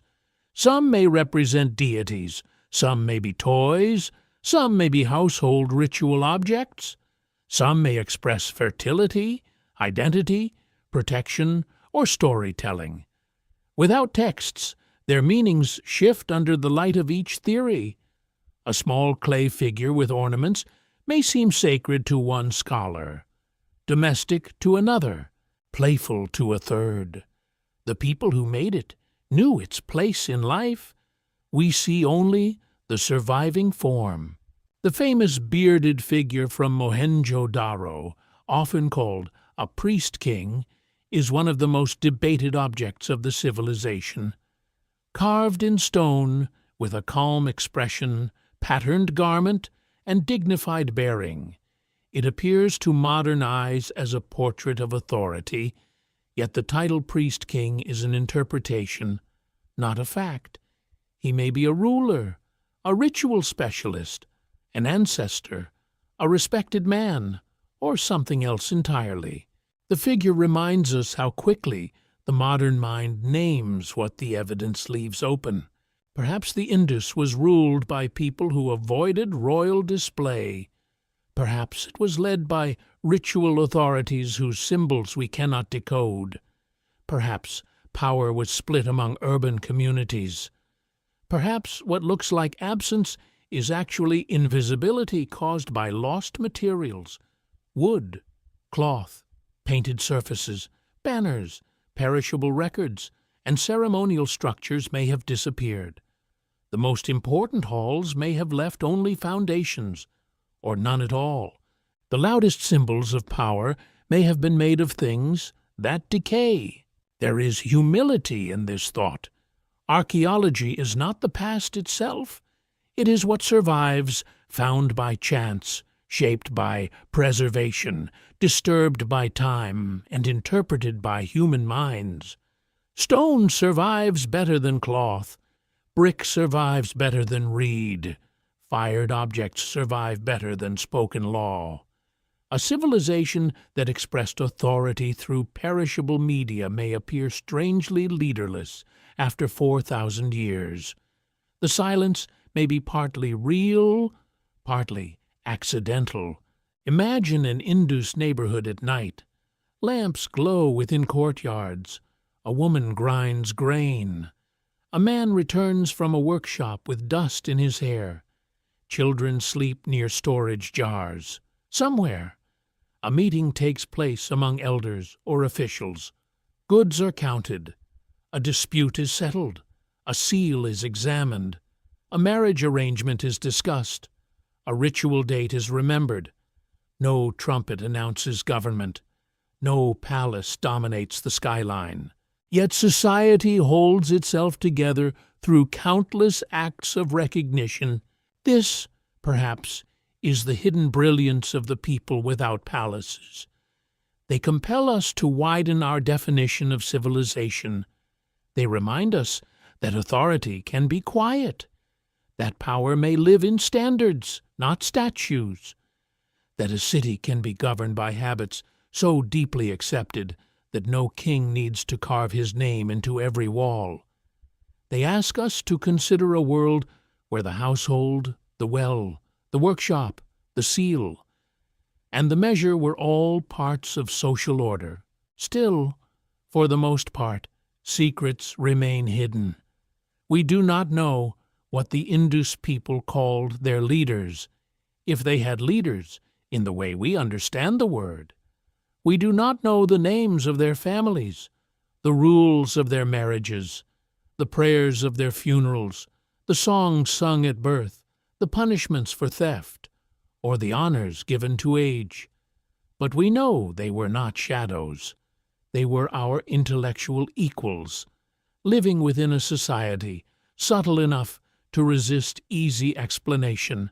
In their restraint lies their grandeur. In their missing palaces lies a question sharper than any sword.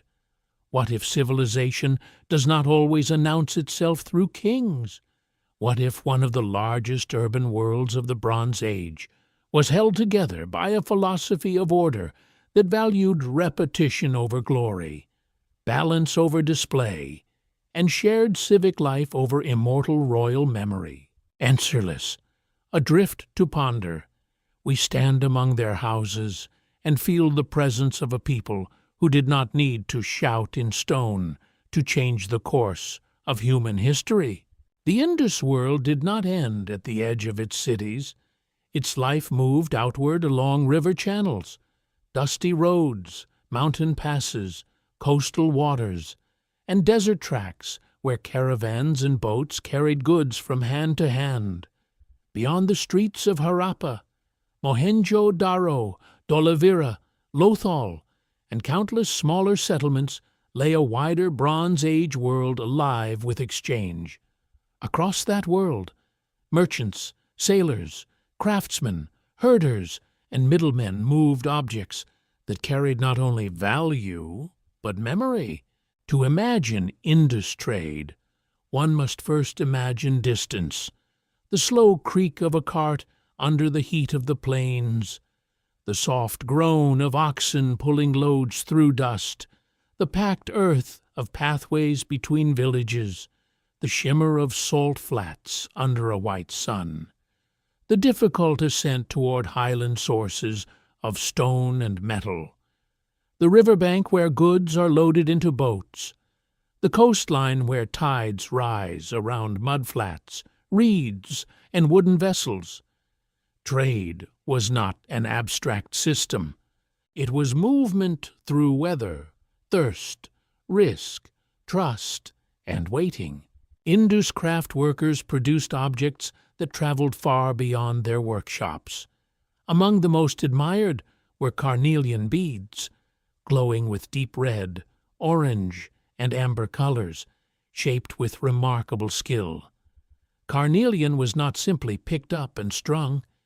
It was selected, heated, drilled, polished, and transformed.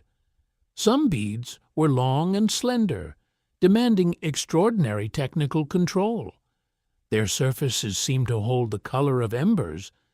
In the Bronze Age world, such beads were objects of desire, identity, ornament, and status. Shell ornaments also speak of far-reaching connections.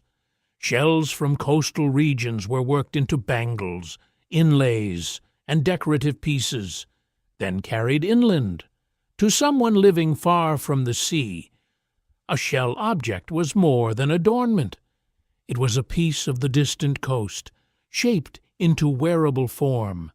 It carried the smell of salt water in memory, even if the wearer had never seen the ocean. Such objects remind us that trade joins landscapes together. A desert settlement may wear the sea upon its wrist. Metals move too. Copper, bronze, lead, silver, and gold belong to networks of extraction, exchange, and craft.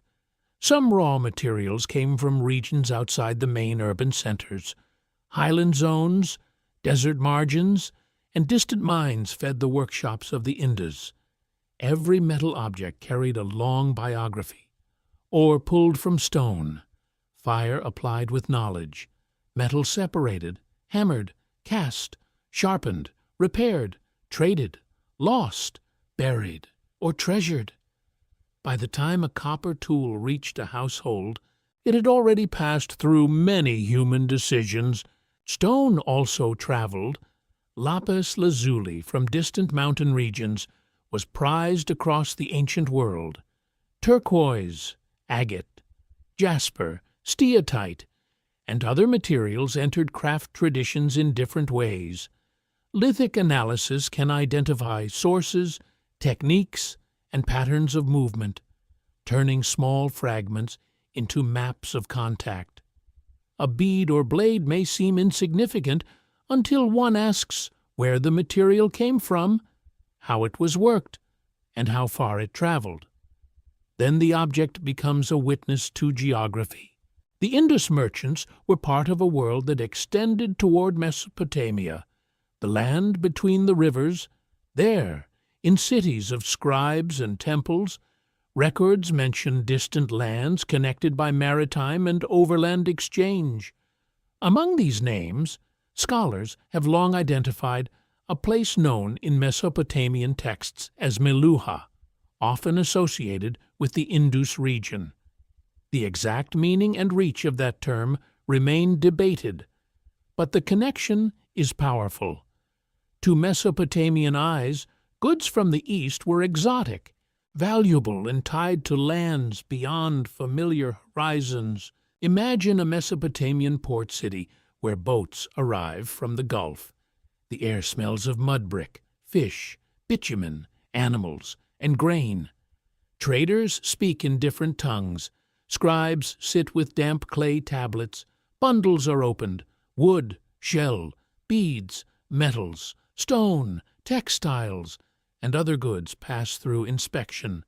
Somewhere among them may be objects from the Indus world, marked by seals, measured by standards, carried by men whose language sounded strange to Western ears. The Bronze Age was not silent between civilizations. It murmured through trade. Maritime routes were crucial. Indus communities near the coast had access to seaborne movement through the Arabian Sea and the Gulf. Boats could hug coastlines, stop at harbors, move with seasonal winds, and carry goods more efficiently than many land routes. Yet sea travel was dangerous. A storm could scatter vessels, tides could trap them. Reefs, shoals, hunger, thirst, and unfamiliar shores were constant risks. A merchant who sent goods by sea placed trust in sailors, vessels, weather, and gods whose names we do not know. Lothal, often discussed as a significant coastal or near-coastal settlement, has inspired particular fascination because of its basin-like structure, sometimes interpreted as a dockyard, though this has been debated, whether dock, reservoir, or another kind of water feature. The site reveals a community deeply tied to craft and exchange. Bead production, seals, weights, and access to maritime routes suggest a world turned outward, toward movement, contact, and commerce. Trade required trust across distance. The standardized weights of the Indus were essential to such trust. When goods passed between people who did not know one another personally, shared measures could reduce uncertainty. A stone weight placed on a balance was a promise that value could be counted. Seals could secure goods, identify parties, and carry authority. These tools made trade more than barter. They turned exchange into a system. But trade was never merely economic. Objects also carried ideas. A seal design seen in one region might influence another. A bead style could become fashionable far away. A technique could travel with an artisan or apprentice. A trader might bring stories of foreign cities, strange temples, unfamiliar foods, distant rulers, dangerous seas, and rare animals, even when the material object is small. The mental world it opens can be vast. The Indus world may have exported beads, cotton textiles, timber, ivory, shell objects, ceramics, and other valued goods. Textiles are especially haunting because they rarely survive. Cotton cloth could have been one of the great products of the civilization, soft, useful, and highly desirable, yet the fabric itself has mostly vanished. Archaeology often preserves the hard skeleton of trade and loses its delicate skin. A broken bead survives. A stone weight survives. A seal survives. A folded cloth, handled, worn, traded, admired, and washed by ancient hands, disappears into dust. There may also have been communities of Indus traders living abroad. Mesopotamian references suggest interpreters and people associated with Meluha. hinting at sustained contact rather than occasional accident. If Indus merchants stayed in foreign ports, they would have lived between worlds. They might have spoken more than one language, handled foreign customs, negotiated prices, and maintained identity far from home. They may have eaten unfamiliar foods beneath unfamiliar stars, carrying with them seals, measures, clothing, amulets, and memories of cities far to the east. Trade can enrich a civilization, but it can also make it vulnerable. When long-distance networks flourish, specialized crafts grow around them. Bead makers, shell workers, merchants, transporters, and administrators may depend on the movement of goods across great distances. If those routes weaken, the effects ripple. A distant market fails. A coastal route becomes dangerous. A river shifts. A political change in another land reduces demand. Workshops slow. Standards lose importance. Symbols once used for exchange appear less often. The silence of a trade network can be as consequential as the fall of a wall. One should not imagine Indus trade as a simple chain from one city to another. It was more likely a web. Goods moved through intermediaries, local markets, regional centers, ports, river landings, and caravan points. Some objects traveled great distances in stages, passing through many hands. By the time an Indus bead reached a Mesopotamian elite, the person who wore it may have known little about the artisan who shaped it. Yet the bead still carried the precision of that artisan's world. There is deep humanity in this. A craftsperson sits in an Indus workshop, drilling a bead with patient concentration. Far away, years later, someone in another civilization holds that bead up to the light. The maker and the wearer never meet. They do not share a language. They may not share gods, yet they are connected by skill, desire, and exchange. The ancient world was not a collection of isolated islands. It was a breathing network of contact, misunderstanding, admiration, profit, and risk. The Indus merchants have left us no memoirs. We do not know their bargains, fears, routes, jokes, prayers, or losses. We do not know the names of ships, caravans, warehouses, or guilds. But the goods remain, the weights remain, the seals remain, the traces in distant lands remain. Through them, we see a civilization confident enough to send its materials, symbols, and craftsmanship beyond its own horizon. At night along the coast, a boat may have waited for tide and wind. Goods were wrapped and sealed. Men checked ropes, jars, baskets, and provisions. The sea beyond lay dark and breathing. Behind them were towns of brick, wells, workshops, and measured streets.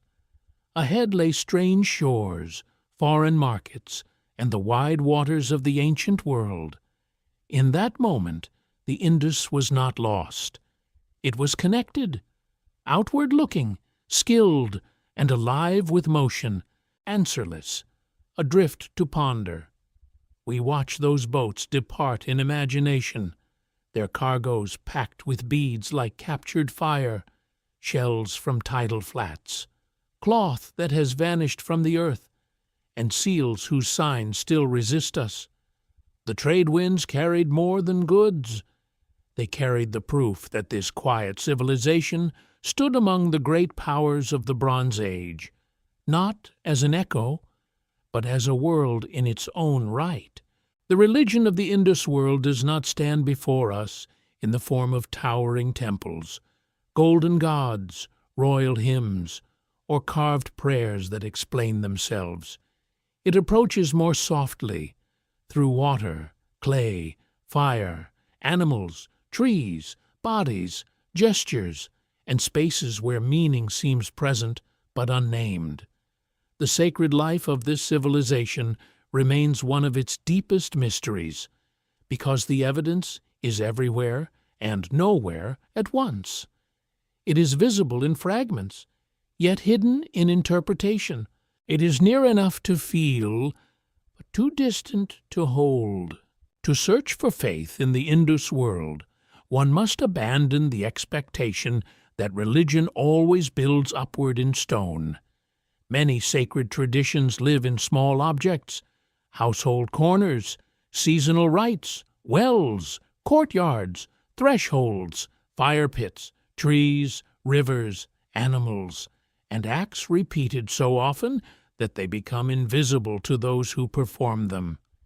The Indus may have placed the sacred not in a single colossal monument, but throughout the fabric of daily existence. Water is the first great clue.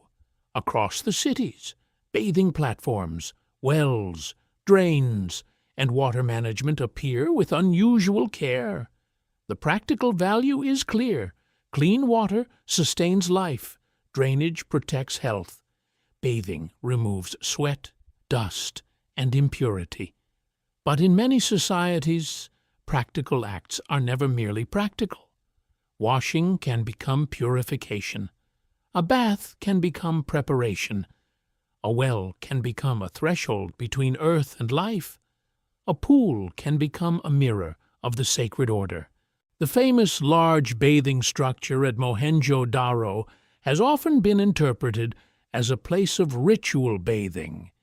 Its brickwork, careful ceiling, steps, surrounding rooms, and central position give it a ceremonial presence, yet it does not speak plainly. It may have served rites of cleansing, initiation, communal gathering, seasonal observance, or elite ceremony. The true meaning remains hidden, but the architecture suggests that water was not only useful, it was controlled, framed, entered, and perhaps revered. Imagine a night ceremony in such a place. The heat of day has faded from the brick. Oil lamps burn low along walls. Footsteps echo softly. Water lies dark in the basin, reflecting points of light. A person descends the steps slowly, feeling coolness rise from below. Around them stand others in silence. Perhaps words are spoken. Perhaps hands are raised. Perhaps the water is touched to the face, the hair, the chest. There is no inscription to confirm this scene, and yet the built form invites the imagination toward ritual. Fire also leaves traces in the Indus landscape. At certain sites, features interpreted as fire altars or ritual hearths have drawn attention, especially where repeated installations suggest controlled burning. Fire may have been domestic, industrial, sacred, or all three, depending on context. In an ancient city, flame-cooked food, fired pottery, worked metal, hardened brick, warmed bodies, destroyed waste, and illuminated darkness. It could also transform offerings, mark ceremonies, purify space, or connect the human world to unseen powers. The difficulty lies in separating kitchen from shrine, workshop from ritual, everyday flame from sacred flame. Modern categories may not fit ancient experience. A household hearth can be sacred. A craft kiln can possess ritual significance. A fire used in a ceremony may look archaeologically similar to one used in daily work. The Indus invites caution, but also wonder. Where fire burned again and again in special arrangements, one senses that flame may have carried more than heat. Clay figurines form another path into the sacred imagination. Many small female figures have been found, often with elaborate headgear, jewelry, or emphasized bodies. Earlier interpretations frequently called them mother goddesses, linking them to fertility and earth worship. Modern scholarship is more careful. Some may indeed have had religious meaning. Others may have been toys, charms, teaching objects, household icons, representations of women, ancestors, spirits, or beings whose identity has vanished. The same object might have meant different things in different homes, yet the repeated creation of these figures suggests a world in which the human body, especially the adorned body, held symbolic importance. Clay taken from earth was shaped into human form, fired or dried, handled, placed, broken, lost, or buried. If some were used in household rites, then religion may have lived close to cooking, childbirth, healing, protection, and family memory. The sacred may have sat not on distant altars alone, but on shelves, floors, and hands inside ordinary homes. Animals were central to Indus symbolism. Bulls, elephants, rhinoceroses, tigers, water buffalo, goats, birds, and composite creatures appear on seals and figurines. These animals inhabited the mental and physical world of the civilization. Some were domesticated, some wild, some dangerous, some powerful, some useful, some perhaps sacred. The line between animal and symbol is never simple. A bull may be wealth, strength, fertility, masculinity, sacrifice, trade identity, or divine presence. A tiger may be fear, wilderness, protection, or supernatural force. The so-called unicorn remains one of the most enigmatic images. Its repeated appearance suggests significance beyond simple decoration. The animal stands calm and formal, often before a mysterious object that may be a ritual stand, manger, incense burner, filter, or offering device. The image feels ceremonial, as if the creature belongs to a world of recognized meanings. Yet without readable text, we remain outside the circle of understanding. The animal looks back at us from stone with royal stillness and does not explain itself. Trees may also have held sacred power. Some seals and images suggest reverence for vegetation, including figures near or within tree-like forms. Across many ancient societies, trees connect underworld, earth, and sky. They offer fruit, shade, wood, medicine, and seasonal renewal. In riverine and semi-arid landscapes, a living tree can be a miracle of water made visible. The Indus people, attentive to land and fertility, may have seen trees as more than resources. They may have been dwellings of power, symbols of life, or sites of offering. There are also seated figures that have inspired powerful theories. One famous seal shows a horned figure seated in a posture that some have compared to later meditative traditions, surrounded by animals. For many years, this image was interpreted by some as a prototype of a later great god associated with animals and ascetic power. Others urge restraint, warning that the gap in time, meaning, and context is too large for certainty. The figure may be divine, shamanic, human, mythic, or symbolic in ways we cannot yet define. This is the great challenge of Indus religion. Continuity with later South Asian traditions is possible in some broad themes, such as water, fertility, animals, trees, purity, and ritual bathing. But continuity cannot be assumed in every image. Similarity is not proof. A seated figure is not automatically a known later deity. A female figurine is not automatically a universal mother goddess. A pool is not automatically a temple. The past deserves both imagination and discipline. Burial customs reveal a measured relationship with death. Graves often contain pottery and personal ornaments, but not overwhelming displays of wealth. Bodies were placed carefully. Some were extended, others varied by region and period. Cemeteries suggest that the dead were given attention, though perhaps not turned into monumental ancestors in the manner of some other civilizations. Death was marked, but not shouted across the landscape in stone pyramids or royal tombs. What did the Indus people believe happened after death? We do not know. Did they imagine ancestors watching from a hidden realm? Did they believe the dead required offerings? Did they fear restless spirits? Did they see burial as return to earth, continuation of household memory, or passage into another existence? The grave goods whisper that death mattered. They do not tell us the doctrine. Faith may also have been embedded in craft. The making of beads, seals, pottery, and figurines may have involved rituals of skill. In many traditional societies, crafts are not purely technical acts. The artisan knows materials, but also taboos, blessings, lucky timings, inherited formulas, and gestures learned from masters. A seal cutter may have invoked protection. A potter may have respected clay as living earth. A metalworker may have treated fire as dangerous spirit. Modern archaeology can recover the workshop, but rarely the prayer.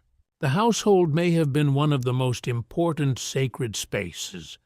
Small finds within domestic contexts suggest that ritual did not require monumental temples alone. A family might keep protective objects near a doorway. A figurine might be used during childbirth or seasonal rites. A small offering might be made beside a hearth.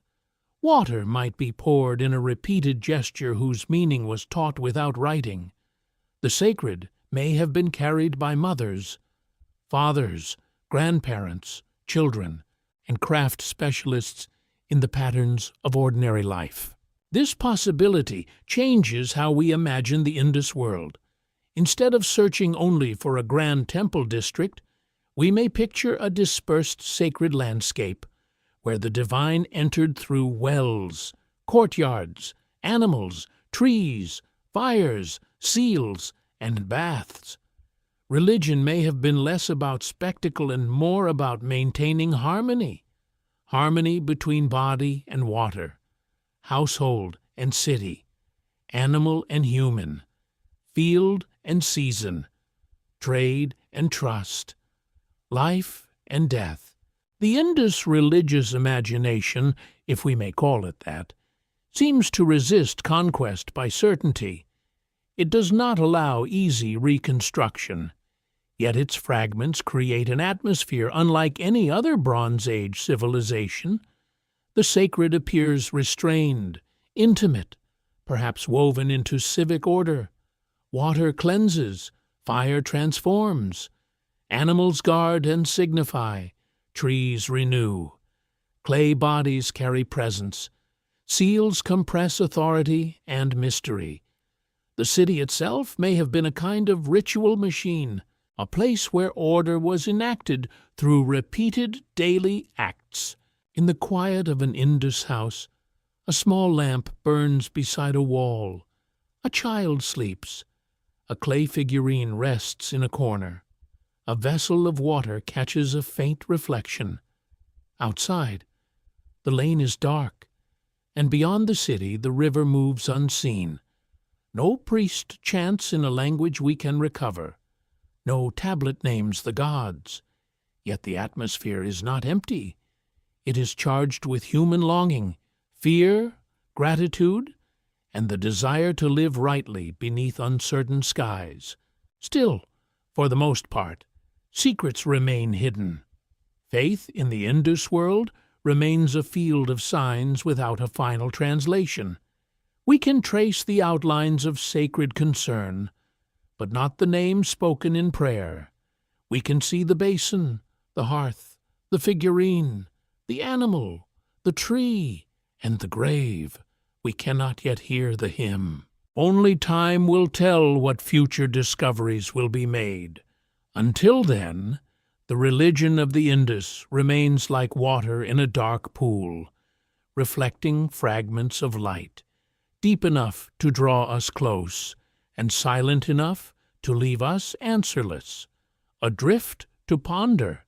Around the turning of the second millennium BC, the great urban rhythm of the Indus world began to change, not everywhere at once, not in a single night of flame, not with one final scream carried over the river. The change appears instead like a crack moving through dry earth, at first narrow and almost invisible, then branching into many directions. Cities that had once expressed confidence through order, craft, water systems, and shared standards began to lose the firm shape of their earlier life. In the largest centers, the signs of strain are subtle but persistent. Streets that had once been kept with care became less orderly. Buildings were altered in ways that suggest crowding, reuse, or improvisation. Large houses could be subdivided. Earlier civic patterns weakened. Drains were not always maintained to the same standard. The careful urban grammar that had once held neighborhoods together began to loosen. The change is not the silence of instant death, but the sound of a system growing tired. At Mohenjo-Daro, late occupation levels show signs of decline in civic coordination. Walls were rebuilt with less precision. Older spaces were reused. The built environment began to feel less like a planned city and more like a place adapting under pressure. People continued to live there, cook there, walk there, draw water there, and shelter beneath its roofs. Yet the old discipline was fading. The city did not become empty all at once. It became different. This is often harder to imagine than catastrophe. A sudden destruction can be pictured easily. Torches in the dark, gates broken, streets filled with panic, smoke rising into the sky. A slow transition is more elusive. It lives in small decisions. A family repairs a wall with whatever brick is available. A craftsman changes his market. A trader no longer receives goods from a distant region. A public drain waits too long to be cleared. A standard weight lies unused in a corner. A seal cutter trains no apprentice. No single act announces the end. Yet the old world quietly retreats. The decline of standardization is one of the most important clues. During the mature phase of the civilization, shared measures, brick ratios, craft styles, and seal traditions linked distant settlements into a recognizable cultural system. As the urban system weakened, this coherence fractured. Regional differences became more visible. Pottery styles shifted. The use of certain seals declined. Long-distance uniformity gave way to local expression. This does not mean that people lost intelligence or skill. It means that the central habits connecting the wider civilization were becoming less powerful. Trade may have suffered as well. Indus connections with distant regions had once carried beads, shell, stone, metal, textiles, and other goods across land and sea. When such networks weaken, cities feel the effect deeply. Specialized artisans depend on buyers. Merchants depend on routes. Standards depend on repeated transactions. When exchange becomes less reliable, the social groups tied to it lose influence. Workshops shrink. Materials become harder to obtain. Objects, once common, become rare. The city grows more local, less expansive, less sure of its place in the wider world. There may also have been pressure from the countryside. A large urban center depends on food from surrounding lands. Grain, animals, fuel, clay, wood, labor, and water must flow toward the city. If agricultural conditions become less reliable, the city's appetite becomes a burden. Families may decide that survival is easier in smaller settlements closer to changing fields, grazing zones, or seasonal resources. The great city, once a magnet, becomes a weight. The movement of people is one of the most profound signs of transformation. Archaeological patterns suggest shifts in settlement, with some regions losing urban density while others gained importance. Populations appear to have dispersed toward smaller villages and regional communities. This was not a simple disappearance. It was relocation, adaptation, and reorganization. A civilization can cease to be urban while its people continue to live, marry, farm, worship, trade, and remember. To those living through it, the transition may not have felt like the end of an age. Human beings rarely experience history in clean chapters. They experience seasons, prices, marriages, harvests, illnesses, repairs, births, deaths, rumors, and decisions. A mother may have worried about grain stored on, not civilization. A potter may have worried about clay quality, not the fall of urbanism.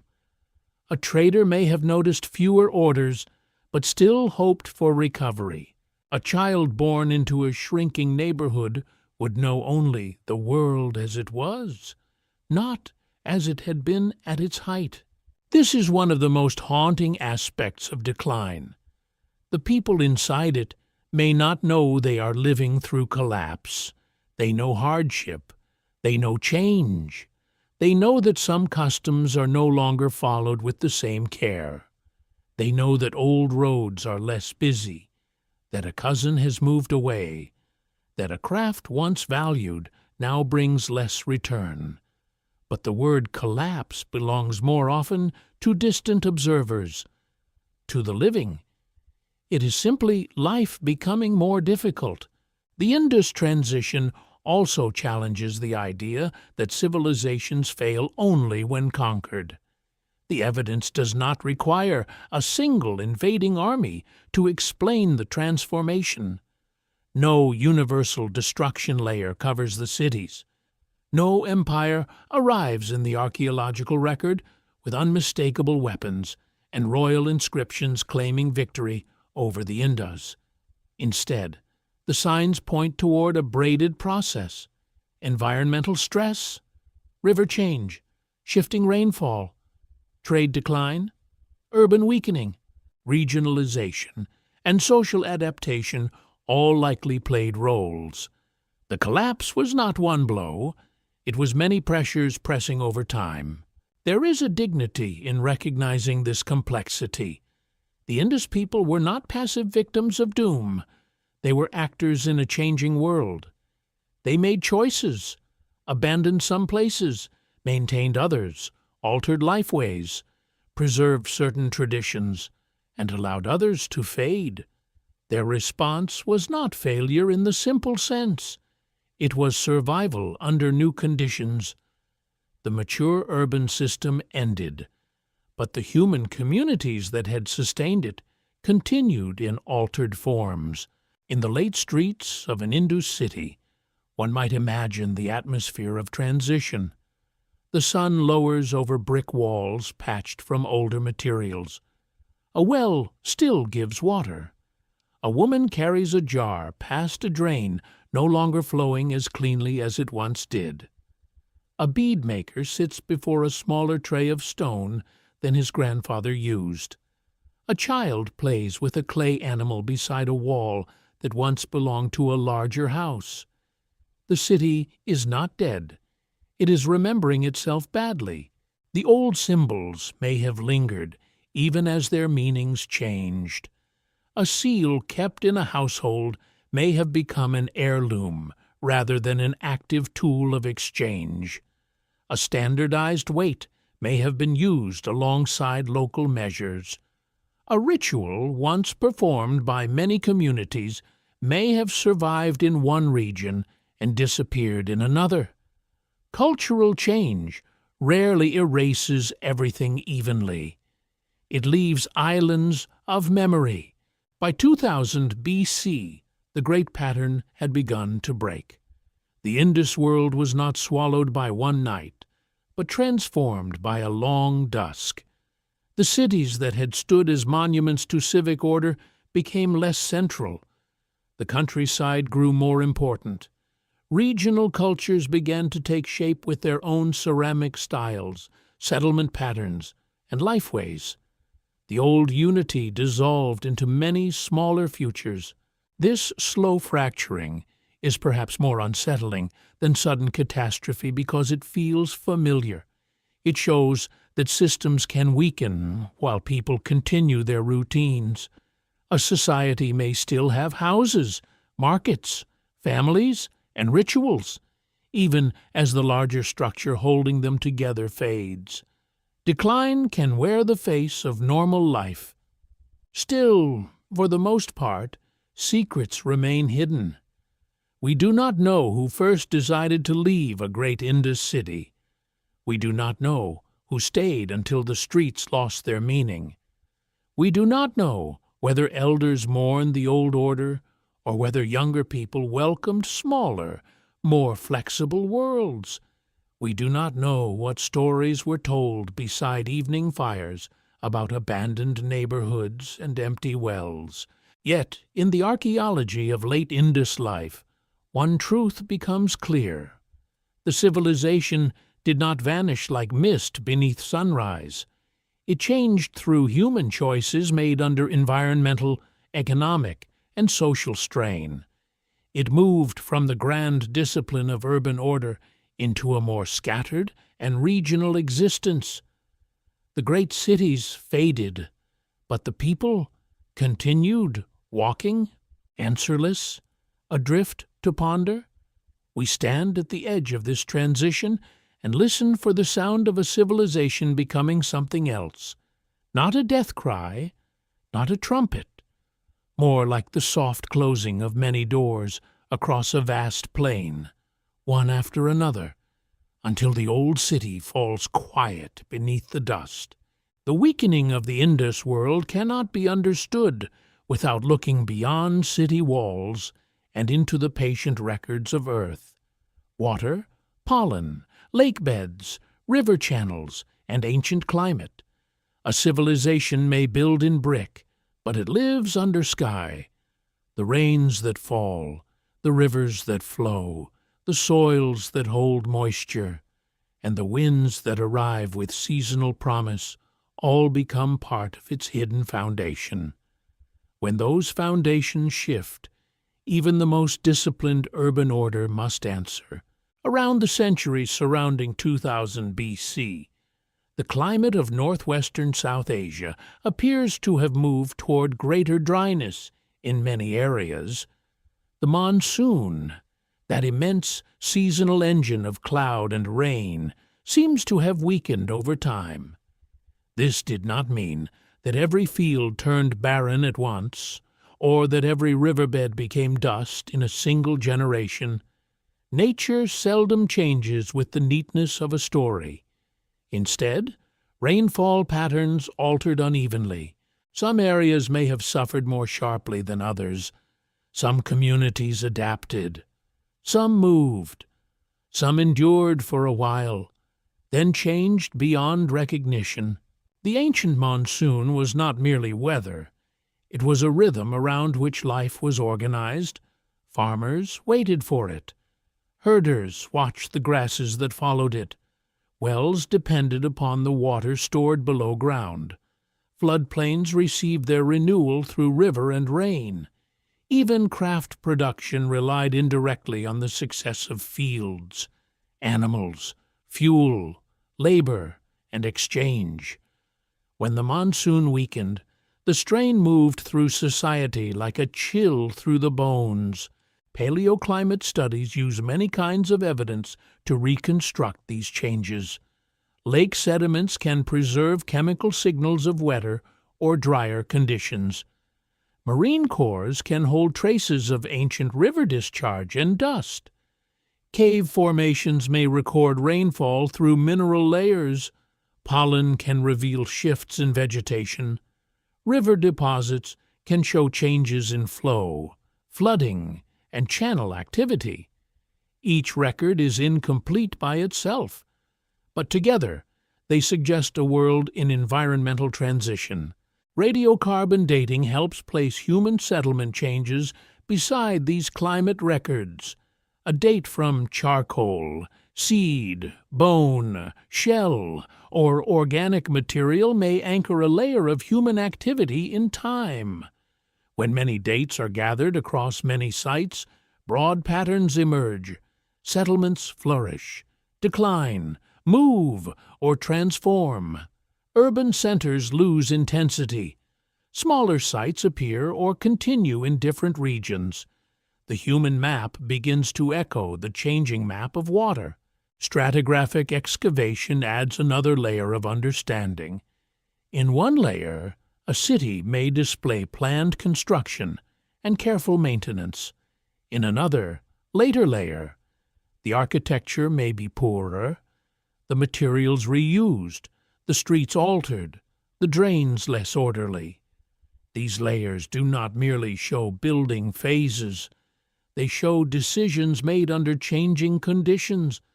A wall patched with broken brick is a human answer to pressure. A floor raised above flood deposits is a memory of water. A settlement abandoned near a drying channel is a message written in absence. The question of rivers is especially important. Some ancient Indus settlements stood near river systems that did not remain stable forever. Channels shifted, weakened, or dried. River migration is not rare in alluvial plains.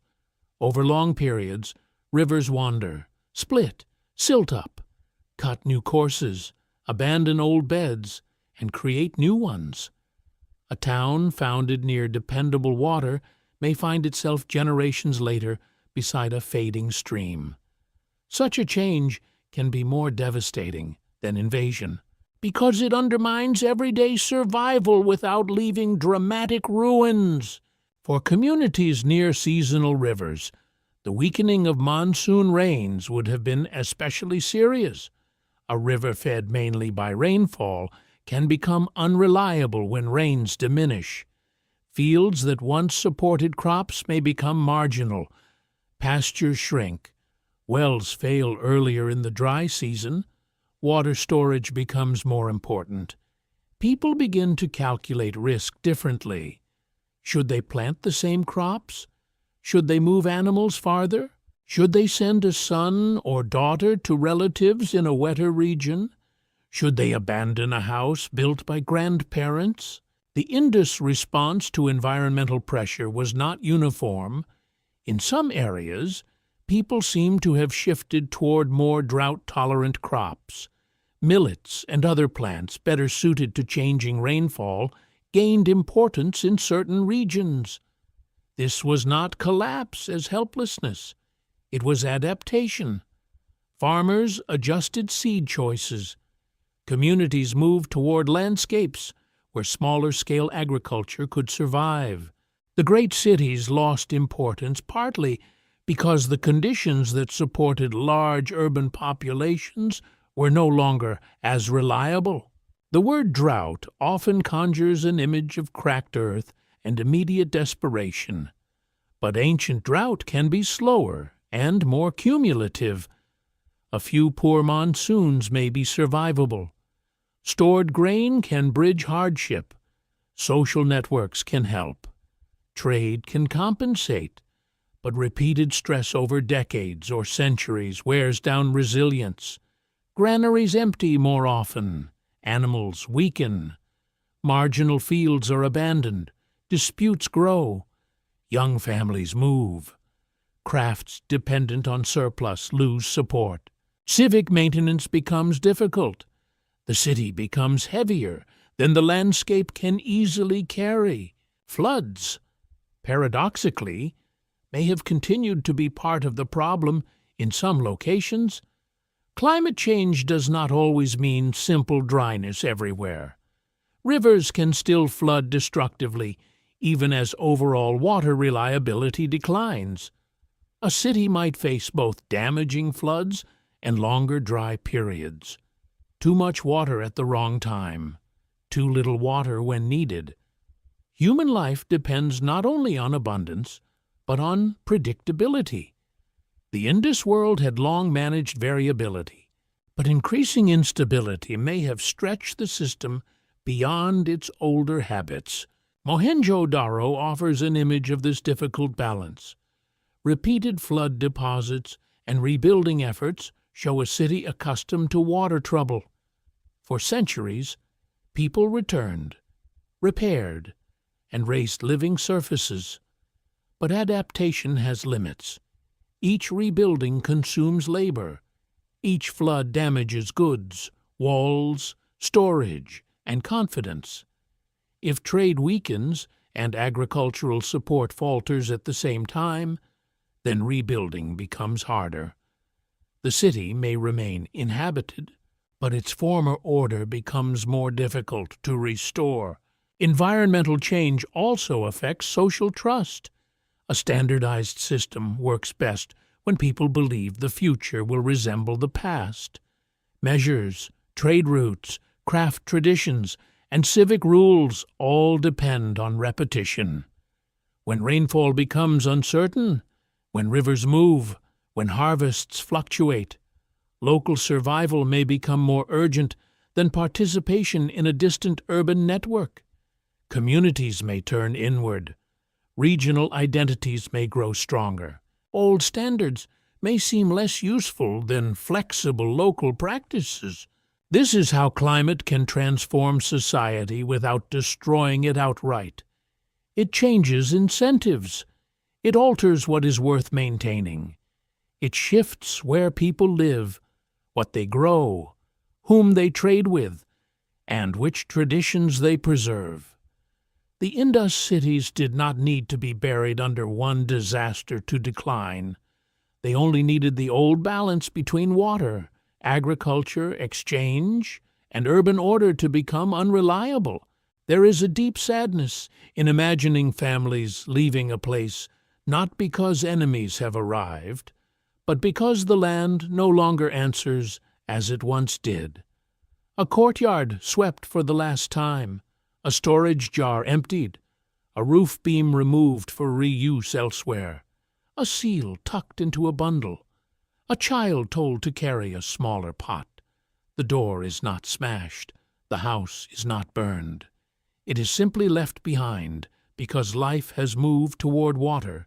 Dispersal is not disappearance. When people leave a great city for smaller settlements, they carry more than possessions. They carry words, songs, recipes, craft habits, marriage customs, ritual gestures, memories of streets, and stories of wells that once never failed. Some traditions survive, some fade, some merge with other ways of life. The urban civilization dissolves, but the human stream continues, branching like a river across the plain. The environmental story also warns against easy blame. Climate alone does not explain everything. Many societies endure drought. Some adapt successfully. Some reorganize. Some collapse only when environmental stress combines with economic weakness, social tension, political fragility, or trade disruption. The Indus transformation was likely the result of many pressures converging. The weakening monsoon was not necessarily the only cause, but it may have been one of the deepest forces shaping the world in which every other decision had to be made. Still, for the most part, secrets remain hidden. The ancient climate record gives patterns, not voices. It tells us that rainfall changed, rivers shifted, and settlements moved. It does not tell us how an old farmer felt when the rains failed for the third time in memory. It does not preserve the argument between those who wanted to stay and those who wanted to leave. It does not record the prayers offered at a dry well, or the fear in a household when stored grain ran low. Yet the earth remembers in its own language.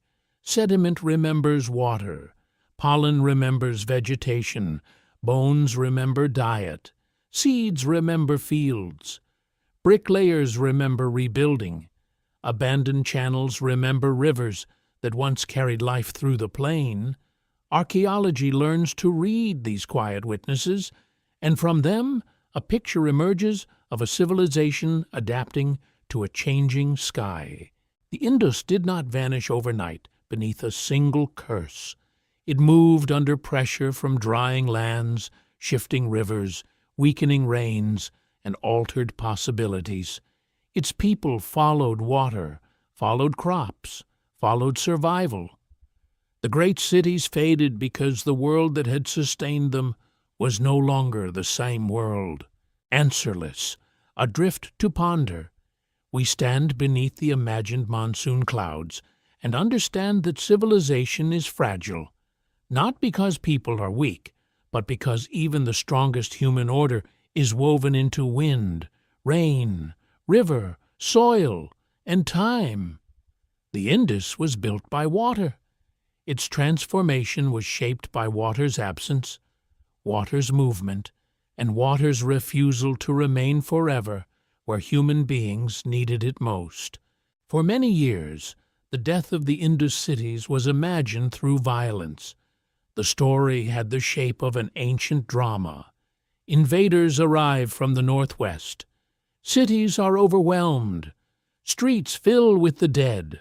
Fire, panic, and conquest sweep across the plain.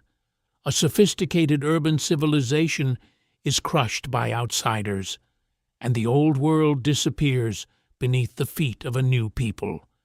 It was a powerful image, simple enough to remember and dramatic enough to endure. But archaeology is often the enemy of simple stories. The idea of a violent end drew strength from scattered human remains found at Mohenjo-Daro and from older theories about migration and conquest. A few skeletons, lying in unusual positions, were once treated as if they were victims of a final massacre. The image was vivid. People cut down in the streets. A city seized. Civilization ended by the sword. Yet, as excavation methods improved and scholars looked more carefully at context, the massacre story began to weaken. The skeletons did not form a single, clear destruction layer. They were not found in a pattern that proved one coordinated slaughter. Their positions, dates, and circumstances were more complicated than the old tale allowed. Some may have belonged to disturbed burials. Some may have died during episodes of disease, social disorder, abandonment, or later occupation. Some may not even belong to the same moment. The city's archaeology did not show one universal horizon of sudden killing. The evidence refused to obey the legend. Stratigraphic excavation matters here because layers are the memory of time. A destruction event, if large enough, usually leaves signs, burned debris, collapsed walls, weapons, bodies in clear association, sudden abandonment of goods. A layer that can be followed across rooms and streets. At the Indus cities, the record is more uneven. There are signs of decline, rebuilding, neglect, and changing use, but not a single decisive wound across the entire civilization. The absence of such a wound does not prove peace, but it warns against imagining apocalypse where the earth shows transformation. This does not mean the Indus world was free of violence. No ancient society was entirely peaceful. People fought, quarreled, raided, defended property, punished enemies, and suffered injury. Skeletal evidence from some sites can reveal trauma, and social stress may have increased during periods of decline, but local violence is not the same as civilization-wide destruction. A broken skull does not automatically become an invasion. A burned structure does not become a conquered empire. Archaeology demands that each sign be held in its own context. The older invasion theory also depended on a contrast between urban Indus people and incoming pastoral groups, a contrast that was often shaped by assumptions of its own time. Modern scholarship treats such questions with far greater care. Human movement across Central Asia, Iran, Afghanistan, and South Asia was real and complex over long periods. Languages, genes, technologies, animals, and cultural practices moved through these landscapes in many ways. But tying the collapse of the mature Indus cities to one sudden invading force is no longer convincing as a complete explanation. Genomic data has changed the conversation, but it has not turned the past into a simple map of arrows. Ancient DNA can show patterns of ancestry and movement, yet populations are not armies by default, and genetic change does not always mean violent replacement. People migrate through marriage, trade, pastoral movement, alliance, servitude, opportunity, hunger, and slow expansion. A genome cannot tell us whether two families shared a meal, signed an agreement, fought over cattle, or married across regions. It gives evidence of biological history, not a script of human motives. Disease is another tempting explanation.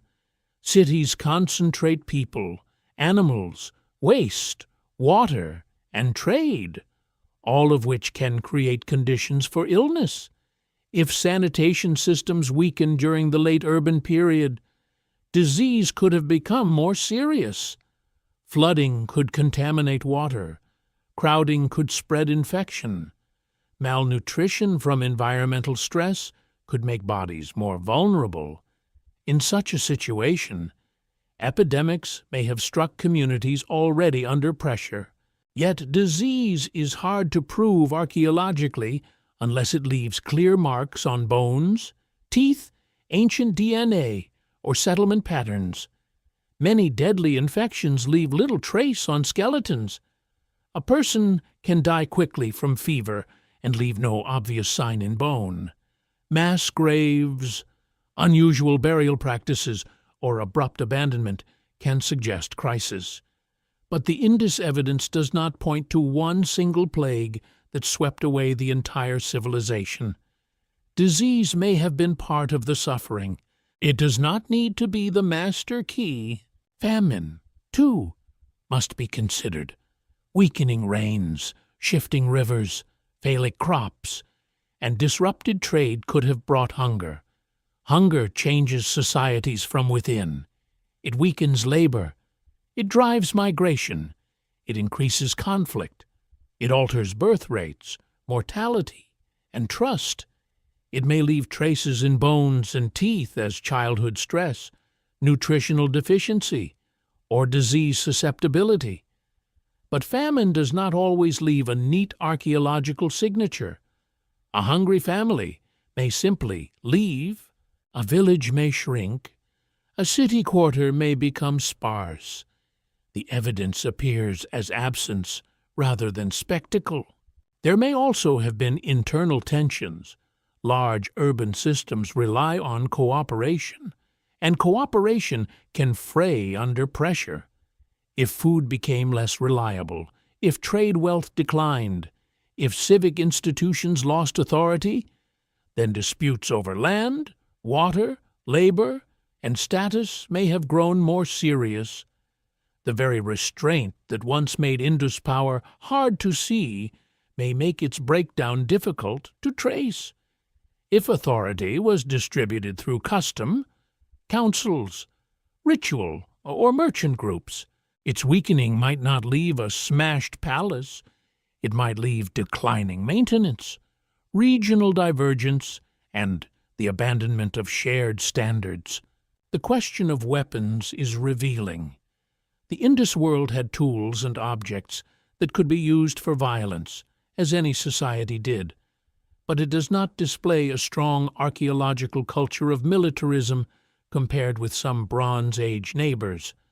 There are no vast scenes of kings trampling enemies, no clear city-wide fortifications built only for war on the scale one might expect from a society consumed by invasion fears.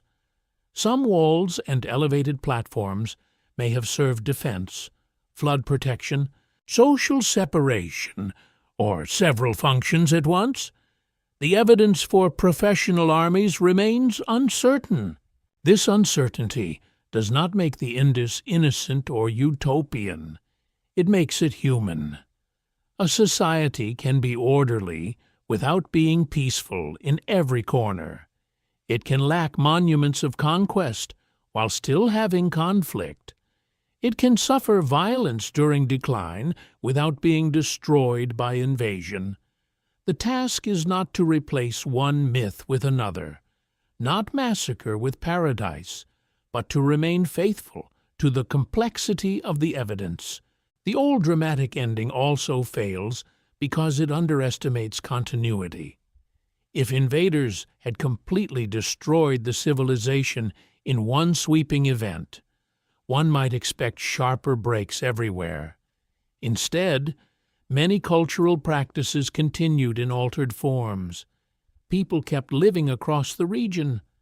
Ceramics changed, but did not emerge from emptiness. Farming continued. Craft traditions persisted in some places. Settlement shifted rather than ceasing. Human life did not stop. It reorganized. Imagine a late Indus town under stress.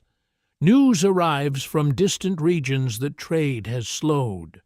A neighboring settlement has moved closer to a better water source. Some families have left. A fever passes through one quarter. A fight breaks out over stored grain. A wall is repaired badly. An old seal is no longer used for its original purpose. Outsiders may appear as traders, herders, migrants, or raiders. Some are welcomed, some feared, some absorbed. The world is changing, but no single label explains it. This is the deeper truth. Collapse is often not one event, but the convergence of many vulnerabilities. Climate pressure weakens agriculture. River change disrupts settlement. Trade decline reduces wealth. Civic maintenance falters. Social authority loses force. Disease and hunger exploit weakness. Migration alters relationships. Violence may appear in pockets. Regional cultures pull away from older urban standards. The result, seen from centuries away, appears as disappearance. But from the ground, it was a long and uneven human struggle. The phrase "vanished overnight" is powerful because it expresses the shock of loss, yet it conceals the endurance of people who adapted without asking permission from history. They were not simply conquered shadows. They were farmers, craftspeople, parents, traders, ritual actors, healers, herders, and builders living through a world that no longer supported the old urban order. Some suffered, some moved, some held on, some forgot the old city names, some carried memories into new villages where children learned different ways.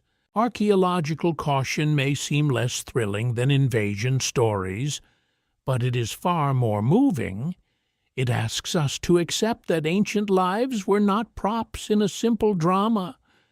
The people of the Indus did not exist so that modern minds could give them a clean ending. They lived inside uncertainty, as all humans do. Their world changed through forces both visible and invisible, through climate, water, trade, health, custom, fear, and choice. Still, for the most part, secrets remain hidden. We cannot say that no invader ever entered an Indus town with violence. We cannot say that disease never emptied a street. We cannot say that famine never drove a family from its home, or that conflict never darkened the final years of a settlement. But we can say that the evidence does not support one grand overnight destruction of the entire civilization. The Indus ending is more subtle, and therefore more haunting. It is not a sword descending in one clean stroke. It is a lamp burning lower in many houses across many generations. It is a sealed tradition fading from use. It is a city drain left uncleared.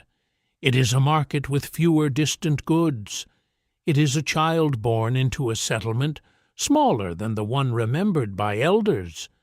It is history becoming quieter until the written silence seems total, answerless, adrift to ponder.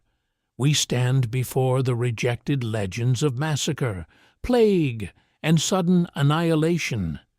They are not useless, for they reveal the human hunger for explanation. But the earth asks for patience.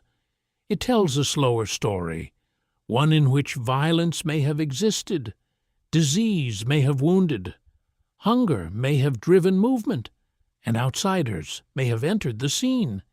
Yet none alone can explain the vanishing of a world so vast. Only time will tell what future discoveries will be made. A new burial, a clearer ancient DNA sample, a sealed archive, a better reading of climate records, or the decipherment of the script could change what we think we know. Until then, the lost civilization remains not a victim of one night, but a mirror of complexity, reminding us that the end of a world can arrive in many voices, and most of them do not shout. The Indus civilization did not pass out of the world like a flame pinched between fingers. It survived by changing shape. Its great cities lost their old authority. But the people who had filled those cities did not dissolve into nothingness. They moved, adapted, remembered, forgot, combined old habits with new necessities, and carried pieces of the urban world into quieter landscapes. The loss was real, but it was not total. The city faded. The human river continued. This is one of the most important truths hidden beneath the word collapse. When a civilization is defined only by its largest cities, its decline can look like disappearance. But human life is broader than urban life. Villages can preserve what cities abandon. Families can carry traditions that monuments no longer express. Farmers can maintain crops when trade routes fail. Potters can continue shaping clay after seals vanish from commerce. Rituals can survive in household gestures long after public architecture loses its meaning. Across the late Indus and post-urban landscape, settlements became more regional, more varied, and often smaller. The old wide standardization weakened. Pottery traditions changed. Settlement locations shifted. Some communities moved toward river systems and rainfall zones that better suited new agricultural strategies. Others remained in altered forms near older centers. The great urban web broke into many local threads, each with its own color, tension, and direction. This was not cultural death, it was cultural dispersal. Imagine a family leaving an old urban neighborhood. They do not carry a civilization in the abstract. They carry jars, tools, ornaments, seeds, memories, techniques, and stories. A woman carries knowledge of food preparation, cloth, healing, childbirth, and household rites. A man carries knowledge of brickwork, craft, cattle, trade, or field labor. An elder carries place names, warnings about rivers, tales of prosperous years, and memories of streets that younger children may barely understand. A child carries fragments without knowing their age. A gesture learned in the city becomes ordinary in a village. A pattern painted on pottery changes slightly. A ritual word is forgotten, but the action remains. This is how ancient worlds endure without announcing themselves. In some regions, farming systems became more flexible. Communities adjusted to changing rainfall by relying on crops suited to local conditions. Millets and other hardy grains gained importance in certain areas. Smaller settlements could respond more easily to uncertain water than huge cities dependent on complex supply networks. A village with mixed farming, animals, seasonal movement, and local exchange might survive where a great urban center struggled. The old city was impressive, but it was also demanding. It needed surplus, labor, maintenance, and confidence. A village could bend. Regional cultures developed from the late Indus world in different directions. Archaeologists have identified varied ceramic traditions, settlement patterns, and material expressions across northwestern India, Pakistan, and surrounding regions. These traditions did not spring from emptiness. They emerged from populations already rooted in the land, carrying memories and skills from the wider Indus horizon. Some forms continued, others changed. Some old signs of identity disappeared from the archaeological record, not necessarily because people forgot everything, but because new conditions no longer required the same symbols. The decline of the script is especially poignant. The signs that once marked seals and objects became rare and then disappeared from use. Perhaps the administrative world that had required them no longer existed. Perhaps trade networks became too local to sustain their purpose. Perhaps the authority behind them dissolved. Perhaps the writing system had always been tied to institutions that could not survive the transformation. When those institutions faded, the script lost its living community. A script dies when people stop needing it, stop teaching it, or stop believing in the world it serves. The clay may preserve an impression, stone may preserve a sign, but the chain of learning, hand to hand, teacher to student, parent to child, official to apprentice, can break quietly. No enemy needs to burn a library. A writing system can vanish because the society that spoke through it has changed beyond its old form. Yet other forms of knowledge proved more durable. Agricultural practice endured. Animal husbandry endured. Pottery endured. Ornament traditions endured in altered ways. Building knowledge endured where materials and needs allowed. Domestic routines endured. Foodways, textile practices, local rites, and social customs likely continued across generations, though archaeology can only glimpse them through durable remains.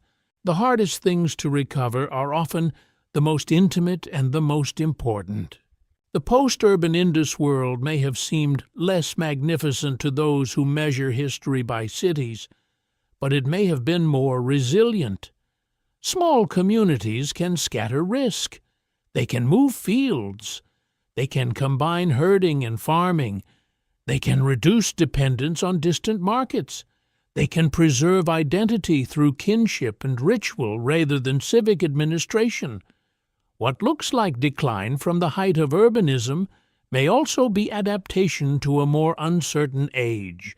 This pattern is not unique in human history. Again and again, cities fall while people continue. Palace systems collapse, but farmers plant. Empires lose provinces, but languages survive in kitchens and songs. Trade routes shift, but local rituals remain. The end of centralized order can be terrible, painful, and violent in places, but it can also release societies into new forms. The Indus reminds us that history is not a straight road from village to city to empire. Sometimes it moves from city back toward village, not as failure alone, but as survival. Still, the loss was enormous. The great civic achievements of the mature Indus world were not simply maintained on a smaller scale. The old level of urban planning, long-distance standardization, seal use, and large city life faded. Mohenjo-Daro and Harappa no longer stood as they once had. The shared symbolic order weakened. The silence grew deeper. A civilization that had once linked distant regions through bricks, weights, seals, craft, and trade became a landscape of local worlds. There is sorrow in that. A street no longer repaired is not only a physical decline, it is a break in collective will. A seal no longer carved is not only an economic change, it is a loss of shared meaning. A city abandoned is not only a shift in settlement, it is the ending of countless personal geographies. Corners where lovers met, wells where neighbors talked, workshops where apprentices learned, courtyards where meals were shared, roofs where families slept beneath the stars during hot nights. These places vanished from living memory, one generation at a time. But perhaps some memory remained in altered stories. The descendants of Indus communities may have preserved impressions of old places, old floods, old sacred waters, old animals, old craft skills, and old roots without preserving the names that archaeologists seek. Oral memory changes. It condenses, reshapes, merges, and forgets. A city can become a mound. A mound can become a place of warning. A river change can become a tale. A ritual can outlive the explanation once attached to it. The question of continuity into later South Asian culture is profound and delicate. It is tempting to draw direct lines from every Indus symbol to later traditions, but certainty is rare.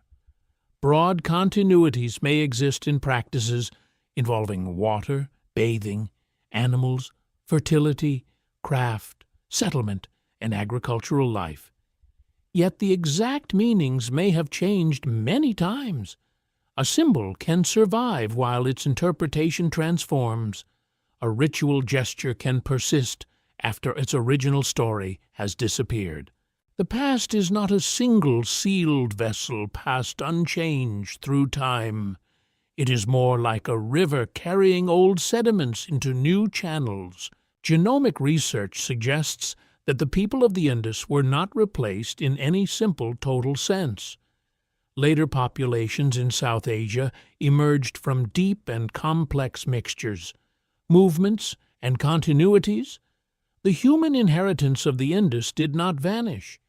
It became part of the ancestry of later communities, though not in a simple or exclusive way. Bloodlines, like languages and customs, are braided. They move through marriages, migrations, village networks, and time. No civilization belongs to one modern identity alone. The Indus belongs first to the ancient people who lived it, and then to the shared human story. The survival beyond the cities also forces us to rethink what it means to be lost. The Indus is lost to us because its script is unread, its city names unknown, its political structure unclear, and its gods unnamed. But it was not lost to the people who carried its legacy in daily life. They did not think of themselves as ruins. They woke before dawn, tended animals, repaired tools, shaped clay, sowed fields, taught children, buried kin, and watched the sky. They lived in the continuation, not in the disappearance. One can imagine a small post-urban village at dusk. Smoke rises from cooking fires. A potter turns a vessel whose shape still carries echoes of older forms. A woman draws water from a well. A child plays with a clay animal.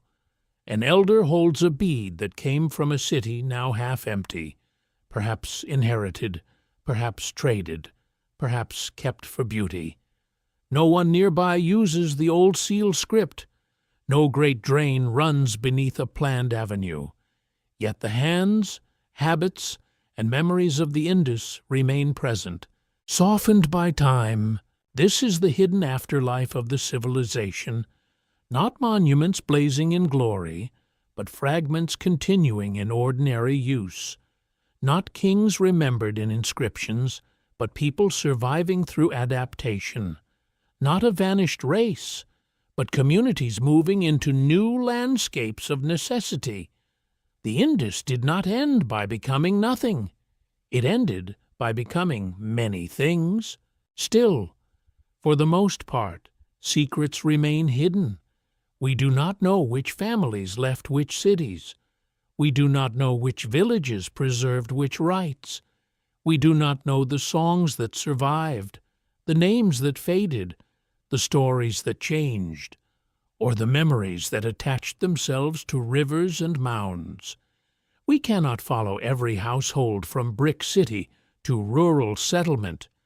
Archaeology gives patterns, not every footstep. Yet the pattern is powerful. The civilization that seemed to vanish overnight was transformed across centuries. Its urban body died, but its human life continued. Its symbols faded, but its people endured. Its cities became ruins, but its descendants walked onward into the long unfolding history of South Asia. Answerless, adrift to ponder, we stand not at an ending, but at a dispersal. The great city gates are quiet. The seal cutter's workshop is empty. The brick drains hold dust. But beyond the old urban horizon, fields are being planted, children are being named, pots are being fired, and water is still being drawn from the earth. The lost civilization survives, not as a single city shining under the sun, but as 1,000 human continuities flowing beneath later history, like an ancient river underground. The Indus civilization leaves us with a rare kind of silence, not the silence of emptiness, not the silence of a people who failed to create, think, build, worship, measure, trade, and dream, but the silence of a world that remains present without explaining itself. Its bricks survive, its wells survive, its streets survive, its seals survive, its cities still press upward through dust and memory. Yet the voices that once gave meaning to these things are gone from hearing. That silence is not weakness, it is grandeur of another kind. In many ancient lands, rulers speak too loudly. Their names are carved again and again, as if stone could hold back death. They declare victories, boast of divine favor, list enemies, count tribute, and command the future to remember them. The Indus does not offer such theater. It gives no conquering monarch striding across walls. It gives no immortal king rising above his people in colossal stone. It gives a civilization of streets, drains, seals, weights, craft, water, and restraint. It gives order without explanation. It gives achievement without vanity. This is why the Indus remains so powerful. It changes the way we think about greatness. Perhaps civilization should not be measured only by the height of pyramids, the length of king lists, or the bloodiness of conquest. Perhaps it should also be measured by the cleanliness of streets, the reliability of wells, the fairness of weights, the skill of artisans, the privacy of homes, the movement of goods, the care given to water, and the ability of many people to live together under shared rules. The Indus cities remind us that ordinary life is not ordinary when seen across 4,000 years. A bathing floor becomes a testimony. A drain becomes a civic philosophy. A bead becomes a journey. A brick becomes a decision repeated by thousands of hands. A seal becomes a locked message from a mind as subtle as our own. These objects do not shout, yet they endure. They ask us to bend down, to look closely, to listen slowly. There is humility in such listening. The ancient people of the Indus were not primitive figures standing at the beginning of history, waiting for the modern world to arrive. They were complete human beings. They knew love and hunger, craft and fatigue, order and fear, rain and drought, childhood and old age. They looked at animals, rivers, stars, fire, and death with minds capable of wonder. They built one of the great urban civilizations of the Bronze Age, yet they did so in a manner that still resists our favorite categories. Perhaps this resistance is their final gift. They remind us that history is not always a story of clear answers. Some pasts remain partly closed, not because they are meaningless, but because the evidence is incomplete, and the dead are under no obligation to satisfy us.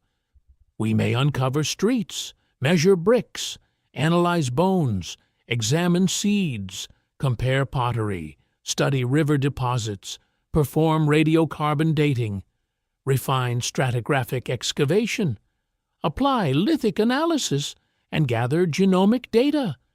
Each method brings us nearer. None restores the whole vanished day. Still, the effort matters. Every trench, every laboratory sample, every careful survey, every re-examined artifact brings another small lamp into the darkness. A seed found in an ancient layer can tell us about food and climate. A tooth can whisper of childhood diet and movement. A bead drill can reveal craft specialization. A flood deposit can record danger. A seal can preserve authority. A skeleton can speak of illness, labor, injury, and care. The dead have not vanished entirely. They have changed language. Archaeology is the art of learning how to hear them. The Indus also speaks to the modern world with unsettling intimacy. We too live in systems more fragile than they appear. Our cities depend on water, food, trade, climate, trust, public maintenance, and shared standards. We too believe that our streets, documents, markets, and technologies are solid, yet rivers change. Rainfall changes. Trade routes break. Institutions weaken. Symbols lose force. People move. What seems permanent becomes historical. The lost civilization did not vanish overnight. Yet the phrase endures because it captures a fear we understand.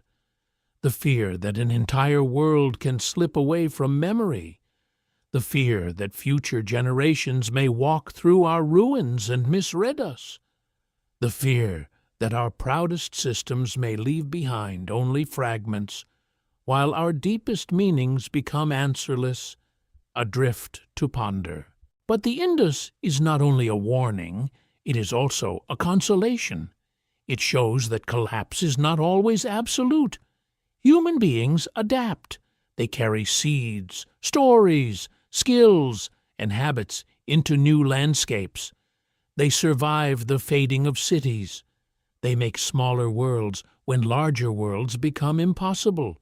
They endure through households, fields, crafts, songs, and children.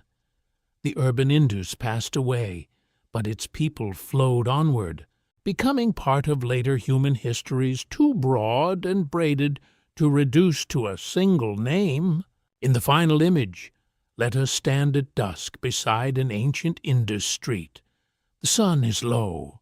The bricks glow red and brown. A dry well opens like a dark eye in the earth. A drain runs beneath a lane where no water has flowed for millennia. Somewhere in the distance, wind moves dust across the plain. No footsteps sound. No seal is pressed into clay. No merchant calls out. No child laughs in a courtyard. Yet the city is not empty. It is filled with the pressure of lives once lived. We do not know their city names. We do not know the prayers they spoke. We do not know the meaning of the unicorn seal, the titles of their officials, the songs of their weddings, or the grief spoken at their graves. We do not know whether their gods were imagined in water, fire, animal, tree, sky, earth, ancestor, or some sacred pattern we have not yet recognized. Still, we know enough to honor them. They built with intelligence. They measured with care. They traded with courage. They adapted with endurance. They left behind not a simple mystery, but a civilization of profound human depth. Still, for the most part, secrets remain hidden. Only time will tell what future discoveries will be made. Perhaps one day a bilingual inscription will emerge from the earth. Perhaps a sealed archive will be found where no one expects it. Perhaps new science will read traces too faint for present eyes. Perhaps the script will remain locked forever, and the Indus will continue to teach through silence. The long road of human history is made not only of voices we can hear, but of those we must approach with reverence. The Indus Valley civilization stands among them, calm, immense, and elusive, a world that vanished from memory, yet never truly vanished from the earth. And as night gathers over the ancient plain, we leave the city to its stars, its dust, its wells, and its unanswered signs. The lost civilization remains behind us, not dead, not fully living, but waiting in the deep patience of time. End of script. Good night.